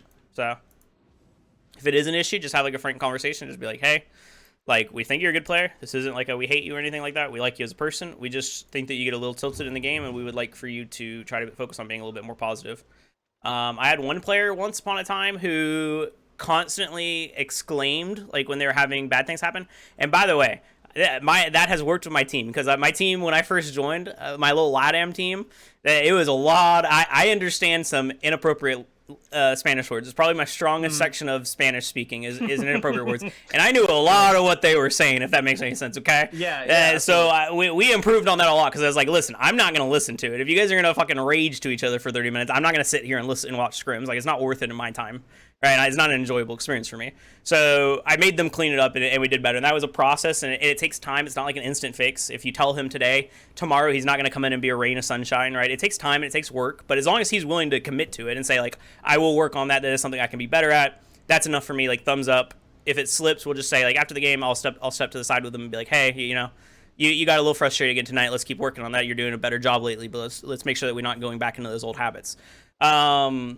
But what was I gonna say? So I used to have one player who constantly, like, anything that would happen that would go wrong, like, we're trading a blue for, like, enemy purple red, like, good things for a team, but he's losing his blue. I kind of am DDoSing who it is, and anyone on my team would know who I'm talking about. But he would constantly exclaim and, like, mutter to himself and be angry, and I was like, bro, if you can't control it, you just have to use push to talk. Like, those are your two options. If you can't control it, if it is something that you just have to do to be able to play Smite, because, like, it cleanses your emotions, or, like, whatever, you know what I mean? Maybe it is. Like, maybe it's good for his mental. His mental isn't bad. He just needs to express. Like that. I don't it's like there are people like that. It's like, if that's how you have to express your emotions and work through them, like, that's fine. I don't think it's healthy, but it's fine. Like, I don't really care. But if that's what you need, then use push to talk, right? Because the rest of the team doesn't need to hear it. If you can be positive, because he was a positive person. He's not a negative person. And he wouldn't, like, throw up F6 votes or get mad at a team or anything like that. He would just get annoyed over the little things and, like, have to explain about them. I'm like, bro, you're bringing down the team, like, environment by explaining about all this, or, like, making these little sounds. So I was like, you either have to fix it, which he ended up doing, or I was like, or you have to use push to talk. If it is something you cannot fix, go to push to talk. Because, like, I don't need to hear it. You know what I mean? Like, if you need to talk about how frustrated you are that speed's down or whatever, and you got your speed stolen, then fucking push to talk and then complain about it. You know what I mean? So that would be my advice as well, is if you ever have, like, someone who just can't help their little sounds of, like, those reactions, then just tell them to use push to talk. If that's what they got to do, that's what they got to do. I'm fine with it. I don't care if you exclaim to yourself a million times throughout a game. As long as I don't have to hear it, I don't give a shit. And then, yeah, like, just frank conversations telling them, you know, hey, like, it isn't like we dislike you. It isn't we're done with you. I just want to make sure that we are not letting it get into the middle of the game and negatively impact the environment, because it makes it really hard to scrim or play if everyone's negative. All right, so now they're doing gold. They're pulling it. Okay, they're going to look for the fight I was about to say. They're plucking you in. They should just Cupid ult. Your ult there is pretty bad. I did it for the community of the cripple, so I can one immediately, because I don't think I had a choice. That was my thought process there. Yeah, but he didn't ult. The disco ulted, so disco ult was on you. Okay, fair enough. So that's why I did it. I was looking for Cupid ult. Yeah, my eyes were looking for Cupid ult. I didn't see the disco. Yeah. I was gonna say I was. Then yeah, that's fine, but yeah, you get plucked anyways. Yeah, and then I spread the disco ult. Like, it was just a mess.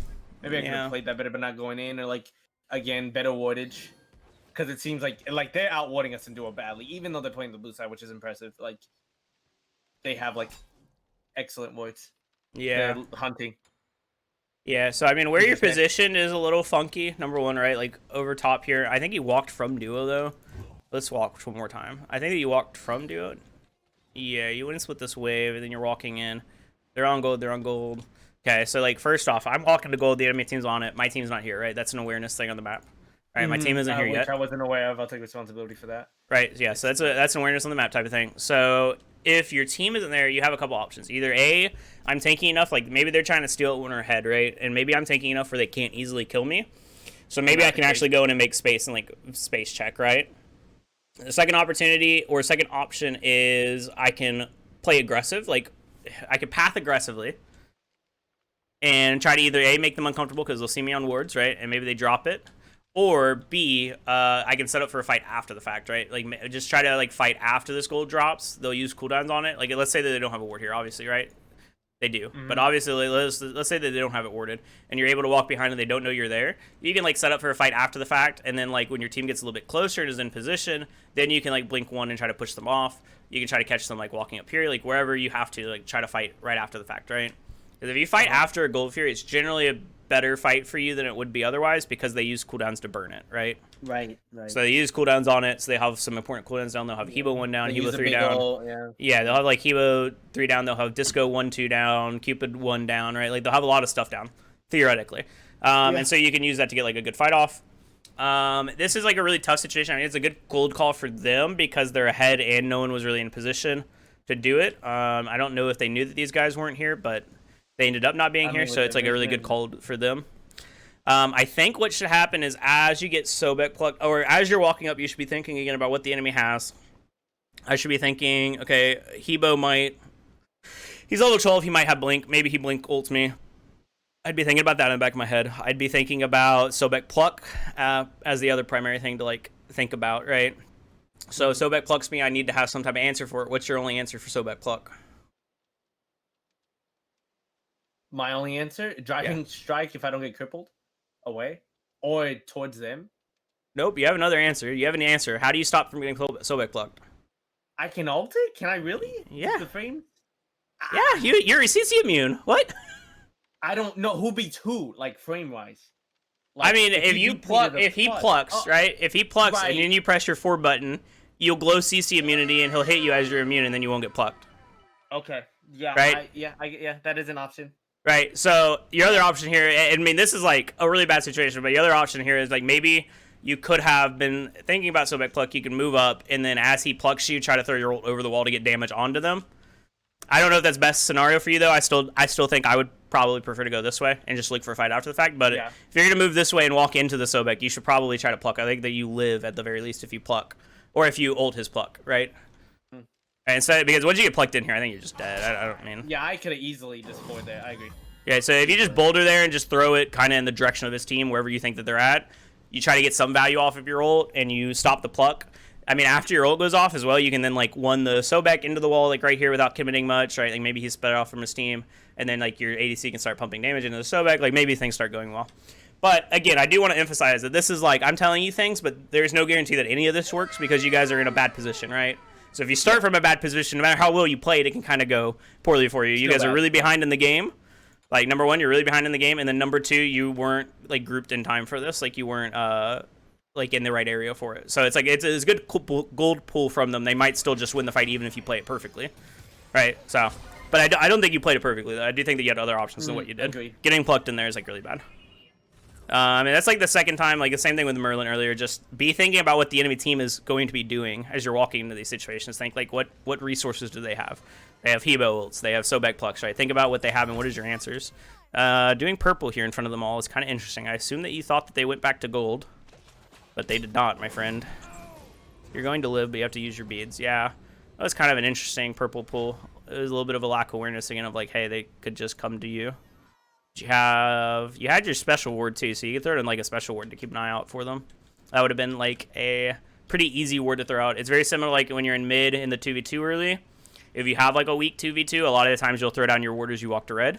You just throw it here to see if they like cheese, because some teams at a high level will do this thing. They'll have like a really sick 2v2, right? Like they have like, I don't know, what's the best 2v2 that you could think of, right? Like Thanatos plus like Disco, and Thanatos already has Disco passive. Plus a mage. Right, let's say like let's say Thanatos plus Disco, and he already has Disco passive somehow. Okay, so you have like a goated 2v2 where you're just gonna run them down right at level 2.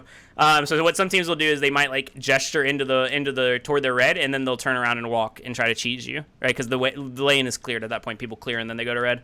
So they'll walk and try to get in front of these minions before they get spotted, and then they'll try to fight you on your red as you pull it. I've seen teams do that. So what a lot of teams will do is if they have like a really weak 2v2, they're like a Syl or whatever, they'll just throw down their ward as they walk so they can see anyone coming for like a cheese gank. The same thing can apply here, right? Like, okay, we lost the fight, they're going to gold probably, but I have a ward. It does nothing if it's in my inventory not doing anything, right? It's nothing here, but if you put it on the map, it does something, right? So you can just throw it down here before you go to your purple and make sure that you don't lose your beads and everything for free. So make sure we get value out of the vision shard. Playing up here. Okay. Okay. You're railing him. I like to see it. Do you have ult? Where? He's over here. I think that you can kill him. He has hearts probably, right? Yeah, he has hearts, so... Yeah. It's not leveled, though. Why is he leveling as 3? Interesting. The attack speed, I attack guess, speed. but still. I think the 2's probably better, but whatever. Yeah, that was a nice 1v1 to take, but it's not going to result in anything, unfortunately. Merc shouldn't be here, I don't think. I don't think there's any point. Backed up. We need to get vision around Pyromancer, too. Yeah. Like Ooh, okay. He pushed like a... That's awkward. I feel like with how behind we were... I don't know why I didn't end up on that other side. Well, this is just another place where you guys are fighting for fun. Like, I mean, it either is going to work or it's not, but it's like you're just fighting for fun, not for farm. There's no reason to fight here. I mean, you guys are behind. They didn't use anything at gold either. Like, that was super valuable. They used a couple ults, but I feel like they didn't use too much value. They didn't like get relics off of someone, right? Like, maybe if you knew that like their mid laner doesn't have relics, you're like, okay, we're going to abuse that. We're going to fight in mid real fast. Look for a gank. This is just kind of like a fight, though. You're just fighting for... I see them in front of me, I fight them, you know? Yeah. So I was like, you want to fight for a purpose for farm. Maybe you guys could have like if so another option, I guess I didn't throw out. I'll go back to the moment actually. So another option like right before you died at gold is if you understand. All right, so it's a little bit before this, right? Like before you get plugged, before you're walking in. If you know that they're going into gold, another option is just to call Pyro and try to trade something. It's like the same thing as like when they're invading like a red, you can trade blues or whatever. Yeah. Same thing here. Like if your team's not in position and you're looking at your map and they were further back than this, right? When we were looking, they were like back here. So like if you look at the map and you see your team's like over here and you know that they're on gold, just like call Pyro, right? Like just say like just go Pyro. Like you know maybe you can just burn it. You have a Merlin and a Mercury. They can probably do a lot to it. And then instead of walking in like this, you can just like play back and try to keep an eye on them and see how quickly they leave here to go to Pyro, right? Because like it'll be really telegraphed if they finish gold and then all run like super aggressive, right? Like if they all run like as a pack this way, you're like, okay, they're coming. They're coming, boys. Like, you know, you'll see them. So you're just a vision at that point. You don't need to like necessarily even go in here. That's one option I didn't talk about, so I didn't want to throw it out there. It's like another thing you can do. That's just like I think that might actually been your best play there. Maybe. Yeah, I agree. It's either that or like hoping that they don't have a ward on back and going up and then looking for a fight. I think those are like your two main plays that you can do. I still don't want to fight though, because like they have double relics and. Yeah, so if you don't want to fight, then that's better. But like you can maybe get a good fight off of gold though, because they're gonna use like cooldowns and whatnot, like I talked about. So it's like maybe some support's instincts would be to like look for something here. So that's maybe an option. All right, so you do take speed, which is good. You get your back off. It looks like yep, okay. So we do trade speed at least. But yeah, there is maybe opportunity here for Pyro. They didn't even like go to it very quickly, right? Yeah. Looking in left here is weird because Rama just forced to keep it to back. And then yeah, I feel a lot of times I want to get vision around areas, but like I have to tell like along with all the billion things that I'm thinking about, I also have to open up my tab to like make sure that people are like, hey, can we use our wards over here? It's like I feel like that if I call out something like, hey, let's get vision around Pyro, that should be like I shouldn't have to tell people where. I feel like, oh, maybe that's bad mentality, like or like. I mean, no, I'm not quite understanding. You're saying you have to tell people exactly where to ward? Yeah, because like, well, I'll say like, hey, the next objective is Pyro. Like, I'm sure I said something like that here in comms. The next objective is Pyro. Let's ward it up like a Christmas tree. That's like my phrase. Like, ward it up like a Christmas tree. And like, I feel like people just hold it and just take care of their waves instead of like I have to tell, okay, you have a ward, let's ward here. Like, it's not like no one. I have to communicate placement of wards rather than people saying I've got a ward, let's ward here. Does that make sense? Yeah, I guess. Like individuals aren't doing it. I'm doing it for every individual. That makes sense? Yeah, I mean, if they, yeah, that's a weird one. If you're saying like ward up Pyro, and no one's doing it, then I don't know how to fix that. Just keep saying it. I mean, yeah, you shouldn't have to like tell people individually to ward. It should be like a hey ward Pyro, and then people should look to do it as soon as possible, and or communicate why they can't. Like, oh, my red's up, I need to go get red. So yeah, I don't know. Maybe record your own gameplay like you have, and then if you say in comms, hey, let's ward up Pyro, and then no one does it after the fact, just pull it up, clip it from Twitch, and be like, hey, like look at this, like I'm asking for wards. Can we like make sure that we go and get wards? Don't do it in like a passive aggressive way, right? Like don't do it like a passive aggressive and I asked for wards. Why couldn't we get wards, guys? Just be like, hey, like, so this is like an example of, you know, I'm saying in comms, like, do I need to be louder? Like, is there a better way for me to communicate this for you guys, you know? And maybe your team does need you to tell them individually. It's not something I've seen before, but if you're able to do so, I mean, it doesn't really matter at the end of the day, as long as wards are getting out. So if that's what your team needs, and they're like, hey, just say my name and tell me where to put it so I know where to go. Fair enough. They get good at doing it, I guess. I don't know. That's not a situation I've encountered. All right, so let's see what happens here. So Merc is looking for the ult, I'm guessing. We backed up like really far. That's the one thing I was looking at. Is like, if we're looking for this play, like, why are you guys playing so far back? 13-22 in game. I didn't want to look for it. He just made the call and I followed, but I thought that yeah, but you have to follow if he's gonna do it. That was like my whole mentality. I'm gonna clear this wave. Let's get vision around Pyro for like pick on back some blue, because usually teams like this, when they have leads, they start grouping less. So they start warding solo, like, you know what I'm saying? Like, I feel like that's a lot happens in amateur teams. They'll get ahead and they'll work less together in the sense of grouping for like wards and stuff, and it's an easy pick bounty. That's what I like to do. I feel like that happens a lot. Okay. So I'm gonna look back and watch on stream the moment here. I want to listen to comms for this. So I'm gonna watch it on stream real fast. What are you? Oh, okay, let me deafen and then kind of just I'll be delayed. But what's deafen? Because this is 5 for Oracle's next. Alright, look at mid here. Look at these two. Dash, dash on disco. I hit both. I hit Hebo. And got 2 out of the 1. Okay. So if we're gonna call, let's look. Can we look mid here? Right? Can we look mid here? Probably don't need to play quite that far back. And if you don't want to play mid, if you don't want to like actually aggress there because you want to go to pyro or whatever, I need to hear that from you, and you need to actually call it off. Right? You're allowed to call it off if you really, really, really don't want to do something. Like no, just back up. Right? Like that happens at all levels of play. That happens at my level of play, right? Like, or my team's level of play, not my level of play. I'm bad, but my team's level of play, right? Like they'll say something, and then maybe you'll hear someone who's like a little bit more conservative, who's looking at something different, being like, no, let's just back up. Like this is not good, right? Like this is bad. So use all the perspectives you have. But if you don't want to fight this, tell him to back up. Otherwise, I want you both ready to actually follow up when he ults, right? Like if you're gonna say it, I mean, my chat's saying he's kind of quiet, but I heard him fine playing. I mean, like if I'm a mid laner right here, can we play mid? Like especially if I know his voice. Like I knew exactly who he was without him even fucking saying, like without even knowing his voice, right? Like I heard him fine. Merlin doesn't have CDs. Do you know what this character does? He always has CDs.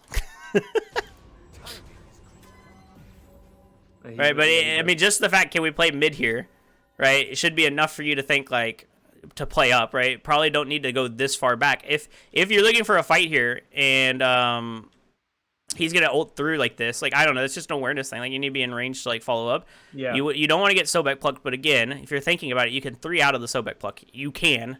It is humanly possible to 3 away from a Sobek pluck. I have seen it happen, so I can tell you. So it's like you can move up further and actually like contribute to this fight, I think, for sure. And then Hercules, I think 100% can. You have Blink and everything. And, I mean, you will get off your 2 on the guy, but we're going to watch and see if he beats your 1 or if you just missed it. But no, I missed my 1. But like here, what should be happening is Merlin shouldn't have backed up as much as he should have, as he did, right? He could have been like here and been safe from the guy. He could have like changed stance and iced onto Hebo, and you don't even need to worry about the 2 again, right? You don't need to worry about the big play. Just 1. 1 is where like most of your damage is. Probably what you're maxing. Yeah. So I mean, like your 1 is your important ability to hit on people right now, not your 2. Your 2 is nice displacement and looks cool. Should not have. But like effectively, just using your 1 here is fine. So if you like blink 1 the Hebo here, and Merlin throws out some ice damage and like stance switches on him, that's a kill, right? That's just an easy free kill. Even if he beats ults, maybe he lives, right? Like if he beats ults like right away, like and preemptively. But then you're getting value out of him, right? You're getting his beads and you're getting stuff out of him, and so you're actually like getting something out of it. Here we're just using Merc ult, and I don't think we actually end up getting anything. So you hit the 2, right? You're going for the big play, but you get 2 to waste. Now you're not in position. Yeah, I'm already innately thinking I'm in range of 1, but he like put me. Yeah, I think and this is like a God specific thing, but I think you prioritize your 2 too much on Hercules. Yeah, I agree. Your 2 is a nice ability. Yeah, it's like your 2 is a nice ability. It's like a cool ability, and there are times definitely where you should use it and you can get value out of it, but your 1 is like your most important ability, and like your autos as well. Hercules, like, autos do so much damage because of his passive, right? Passive, yeah. Yeah, so it's like your main value as a support is just the fact that you could sit on people and auto them and then win them, and you just do all their health, and they can't really fight you too easily. Like, the displacement is nice, but it's mostly like a late game thing because your autos fall off and your 1 damage falls off. And so you start looking for like displaces. I appreciate this. This is actually helping a lot, like in my individual play. Yeah. So anyway, so for Merlin, yeah, just I think he backed off a little too much for my jungler saying, "Can we look aggressive?" I think you need to trust that call. And obviously, you guys are behind. I'm not saying it's a good call. I'm not evaluating whether the call is good or not. I'm just telling you if he is going to go for that call, you need to actually do it, right? All right. So he's getting bullied out by the soul laner. He's getting denied farm. Maybe we get a kill here. He doesn't need to move like this. You're low. You should just back. Okay, you got the speed. Oh no, Trax. We'll watch that in just a second. Trax down. That was a good 2. See, that's like the situation where your 2 is really good, right? Because it's just displacing them for your team. We have Kraken ult? No, we don't. Did we already use it? Maybe I missed it. Maybe it's just down going in. Was it down going into this fight? Or did I miss it? Yeah, I ulted him under my tower. Okay. It's like, yeah, I just didn't see it. I didn't check before the fight. Oh, that's just unfortunate. I mean, this is a tough kill again then. I didn't see a lot of things that could have been done better here. Most of it is kind of just what happens. Maybe Merlin could play further up. Do we have transform? He doesn't have transform, so yeah, there's no reason for him to play further up, so this is fine.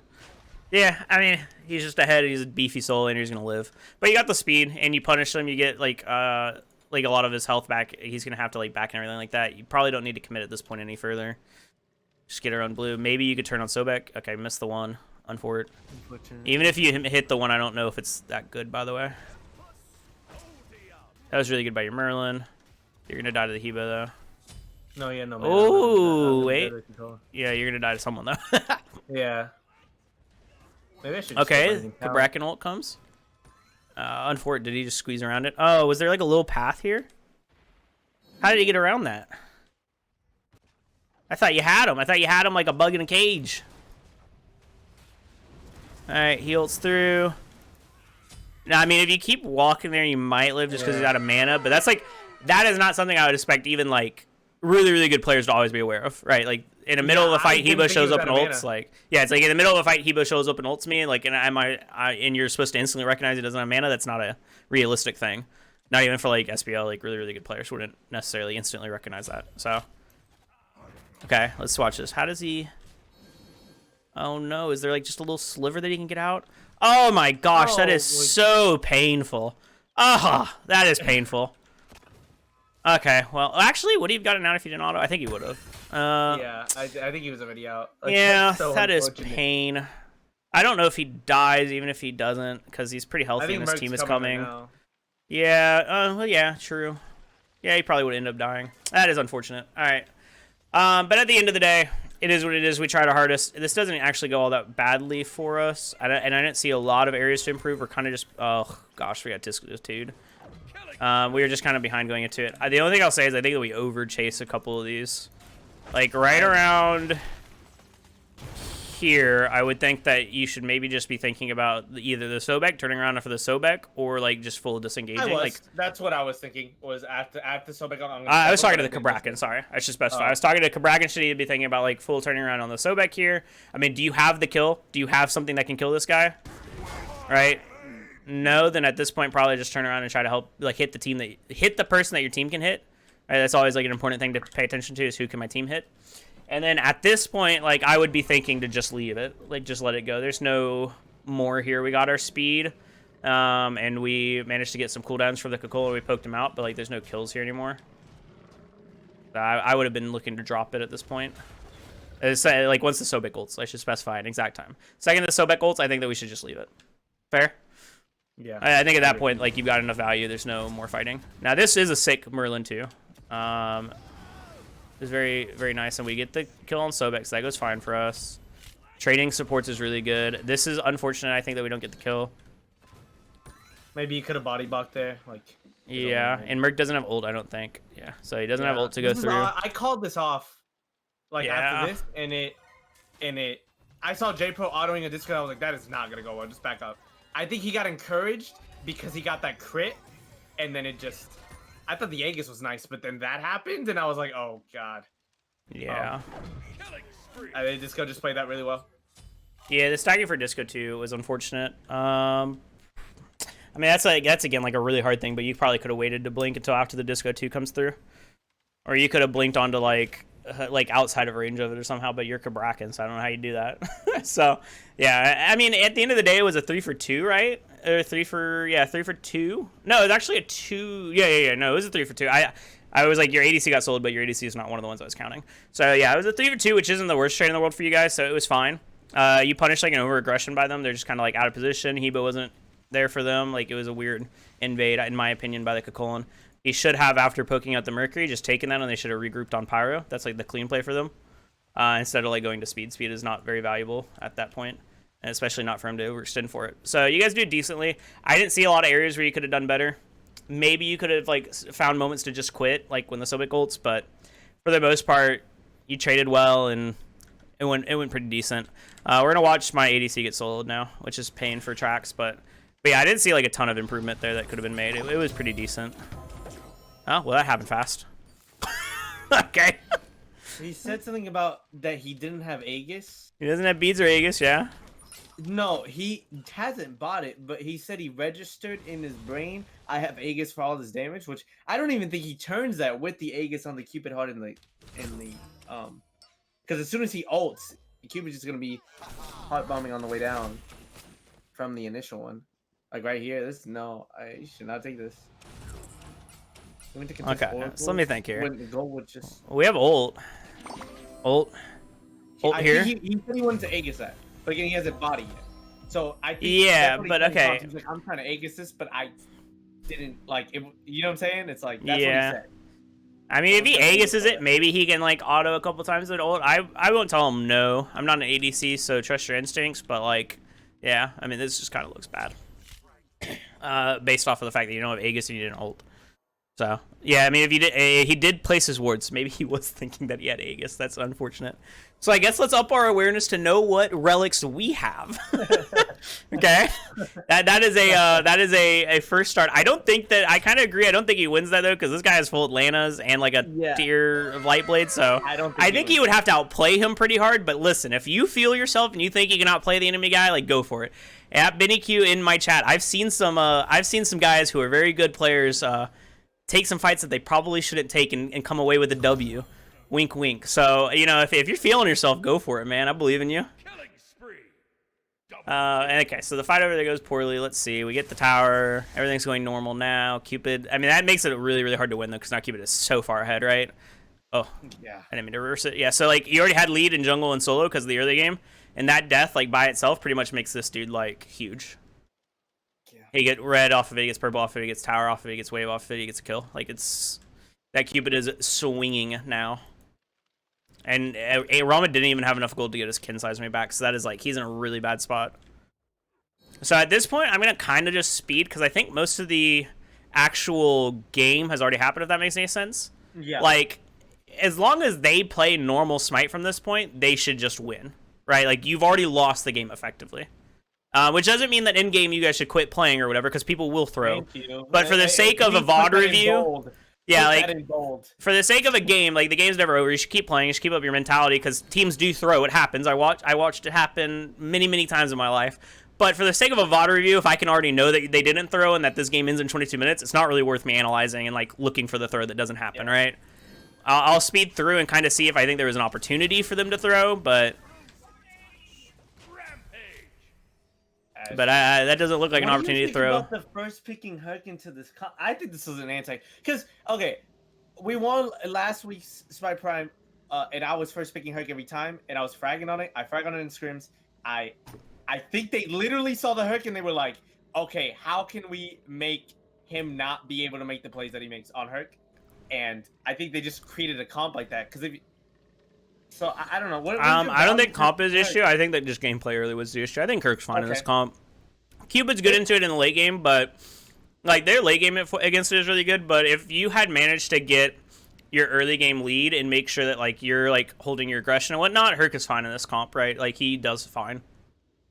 It's not, like, again, like you're saying, it's not an ideal Herc comp, but you can't always pick. Like I can't push the lead that much because of the fact that they have I have a self root that can easily be plucked into 2 different types of... No, I promise. If you had gotten, like, an early lead, like, if you guys had not messed up so much in the early game with, like, those little decisions that we looked at, and I'm not going to repeat them all, like, if you guys had kept that and then just started to play off a bust together like that blue, kind of like they did where they got the ward on their backs and he, like, pressured out the jungler and stuff, if you were doing that stuff and pressuring out the Hebo, the only time you tried was, like, when you were up here and we looked at that play and you were too focused on hitting your 2 and stuff like that. Your team wasn't with you. Like, if you had done all that correctly, Hercules would have looked fine in this game. It would have been really, really hard from their perspective for their jungler to farm, and it would have been really, really hard for them to make any plays happen. They would have gotten passively really, really behind. And so, yes, you fall off. Yeah, like, you fall off, and Hercules is not good into their comp in mid-game, late-game team fights. It isn't. But if you're going into mid-game, late-game team fights with 5k gold lead, 6k gold lead, because of the early game that you got out of your Hercules, it has gotten value at that point, and your team should be able to carry your pick, if that makes any sense, right? Yeah. You picked for the early game and for pushing a lead. If you could do your job and get them an early lead, which you didn't do this game, but if you could do your job and get that and execute it cleanly, then they should carry you through the rest of the game. That's how I see it, at least, when I would draft that. Right? And so, yes, they did pick against you, but it should still be a winnable game if you play it correctly. I don't know if it's... you have a huge advantage, or like Herc is like, oh my gosh, you can just wait. This game is easy, you know, like it's free because you picked Herc. I'm not saying that, but it's definitely a winnable game. To, you know, it's not like, oh, they picked things we just can't win, and it just means that you needed to play the early game where you're actually strong. You needed to do that better. Yeah, and not just you being the collective whole, the team, right? You as a team needed to play it better. That's another thing. A lot of people talk about, and to some degree it's true, especially the lower you get. The lower you get, and the more people will say like, you know, I needed to play Sobek better, or we needed to get more value out of Persephone. But most of the time, the way I think about it is a team plays the god, right? An individual player doesn't play the god. So, like, when I look at a game, I'm not thinking, okay, Monster X Bomber played Hercules. He didn't get any value out of it. Monster X Bomber needs to play Hercules better. I think of it as we as a team did not utilize Hercules well. We as a team did not get value out of it, so we didn't play Hercules well this game, right? That would be more my mindset. And especially the higher up you get, the more true that is, I think. Because mechanics mean less and less the higher up you get. Like, they average out the higher you get, right? There's, like, a limit to human ability. So the closer you get to that, the less variance there is. There is still variance, but there's less of it the higher up in skill level you get. Like, the difference between 2 gold players in terms of how well they play a god can be extreme, right? And so, yes, there is better players at different levels, and you'd be like, okay, so, like, you know, Binniq slams on this god, and it's a Binniq god, and he's insane, and he's just better than everyone else on it. But if you compare that to, like, the gap between two random gold players on that pick, you can probably find a bigger gap, you know what I mean? Mm-hmm. It still might be true. But, yeah, so at this level of play, of your level of play, I would assume that a team plays a god. Like, how well did we utilize Hercules? How much value did we get out of it? And that can apply for any pick, not just Herc. I mean, you know, you play Persephone, an OP pick, and you're like, hey, how well did we get? We lost to Persephone. How does that happen? Oh, we didn't get any value. What situations are Persephone good in? Okay, how did we not find any of those situations and get value out of her, right? Yada, yada, et cetera, et cetera. So that can apply for anything. This Kwon's kind of just slamming you guys, huh? He's just in tow mode. What is this? All right, they're kind of trolling. It's all disabled right now, Almighty. I'm sorry. I didn't want it to be distracting during the VOD review. Yeah, so they kind of went into mode there, but it looks like it's just fine for them. There's no gold up. The rest of them group and push towers. Mr. Flick, I think, is the one. No, I think it was Eddie with an eye got picked walking through the jungle by the rest of the 4 that were grouped. And now they just go to gold, or fire, sorry. They go to fire, get fire for free. Yeah. This all looks normal to me. So I think most of the stuff to actually look at has already kind of happened, to be honest. Yeah. So we'll speed through and make sure that nothing weird happens. Okay, so we're looking for something here, but you get, kind of looks like you get shit on one. Okay, Aegis. Okay, missed the push. I don't think that this is good for you anyways, right away. Anything, yeah. Yeah, I was like, that's not a good push. Horrible. Okay, okay. Not only are you guys not going to win this, but I'm telling you right now that you're giving this up for free. And, like, if they want, they could, like, kill the Merlin pretty easily here. Alright, see, he flicked it. There you go. But he flicked it, in which should theoretically give the Kakolin the end that he needs, right? Because if he flicks it and Kakolin plays the flick, it's a 3v1, so like no matter how well the Merlin plays this, he should probably be dead here. And you guys lost the 2v2 up here because it's a Hebo late game with a disco next to him. Yeah. Merlin survives though, which is nice. The Kraken looks like he's kind of in a spot. Yeah. It's pretty much over at this point. Like, just, like, Yeah. And now they end. So I get the idea of going for this play. You guys are like, we can try to fight outside of Phoenix because maybe we can't get it, but I don't think... It's horribly executed. Yeah, I think it was just really poorly executed, and just be aware if you're going for that play, you're probably giving up Phoenix to do it, even if it works, right? You're probably giving up the Phoenix to do it, which is, there's an argument for that sometimes, but just be aware that's the trade that you're making. Okay, let's look at chat here. They had some questions. Saying, yeah, baby. Honest question, probably not relevant to coaching-wise. Cupid picks so much right now. I think that he got a change to his Heart Bomb. That helped his clear, which is like his main weakness, and so he's already really good at like team fighting and whatnot, and so then you increase like his weak point, which is his clear and his laning, and then it gets better. I also think some meta shifts in terms of like the 2v2 and duo help him some, and the way that the lane works right now I think kind of helps him as well a little bit, but mainly I think it was the buff, and then people started looking at him again and they're like, hey, this god was really good at certain things, and now his main weakness is a little bit less weak, so it just kind of pushes you to a stronger position. It could also be like a flavor pick. I don't think it is. I think it's a genuinely just good pick, but it could also just be like flavor. We could see it change. We'll just have to wait and see what happens. All right. Yeah, so they just end. It looks like it. All right, so that was that game. I think in general for you guys, what I saw repetitively, I don't think that you utilized your early pressure very well, because you actually got off a pretty good start. But then you made some like bad farming decisions and whatnot, and we looked at those in specific. But yeah, just focus on your farm. Jungler wants to always be on his speed and on his blue on cooldown. That's an important thing. You want to make sure that you're paying attention to where you're strong, like where you have good fights in terms of like where your people are on the map. I don't want to see my Mercury punching 2 people when there's no one nearby him at level like 2. That's like just weird, right? Just focus on your farm. Let's see what else. Don't go for weird ganks. If you're gonna gank something, like, and there's no buff up, there's no fight up, it comes down to instinct how good, because I mean, I'm thinking back to my own games. I definitely know that Spreen has gotten ganks off on people like when blue is down, but he knew that he had to kill. Like sometimes in game, like, you know, on purple or on blue, he'll just say like, I can kill this person, like we can kill this person, and that's just because he has the instinct and he's thinking through like what resources do they have, what resources do I have, how much damage do we have, and he's weighing all those things, right? So there is the possibility, but as a general rule, you want to be fighting for farm or to prepare a fight for farm. So you want to gank someone and spend very little resources. Like, right, I'm going to walk around the corner here because we have Sentry Wards. I'm going to walk around the corner and just 3 the Kukulkan as Mercury and toss him towards you. And we're going to try to bait out his transform and his ult, like, before blue buff fight, right? Okay, that's sick, right? Like, you just traded so well if you get that. And then you could go to the blue buff, and he's way easier to kill on it because he won't have his passive meter. He won't have, an ult, so you can actually kill him. So things like that to prep a fight, or to prep like a buff invade is really good, or fighting on the actual buff is pretty good. But unless someone is inting into you, you generally don't want to just fight for fun. You don't want to just fight randomly. There are teams that do it. So there are teams that are good who are in the SEC who do stuff like that, and that's like their style. But I don't think it's very consistent or good over like a long term. So I think it's much like more disciplined to just fight for farm and like defend your own farm and get your buffs and control like where you're fighting, and not like sink to the level of the enemy team of just fighting everywhere. What else did we see this game? Anything from you? Well, I think you're welcome to throw out more questions or anything. Oh no, I got a whole thing to like work on. This was excellent. It's helped a lot.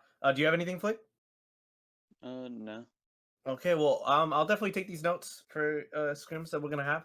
I appreciate your time, man. It was excellent. Oh, my pleasure. Yeah.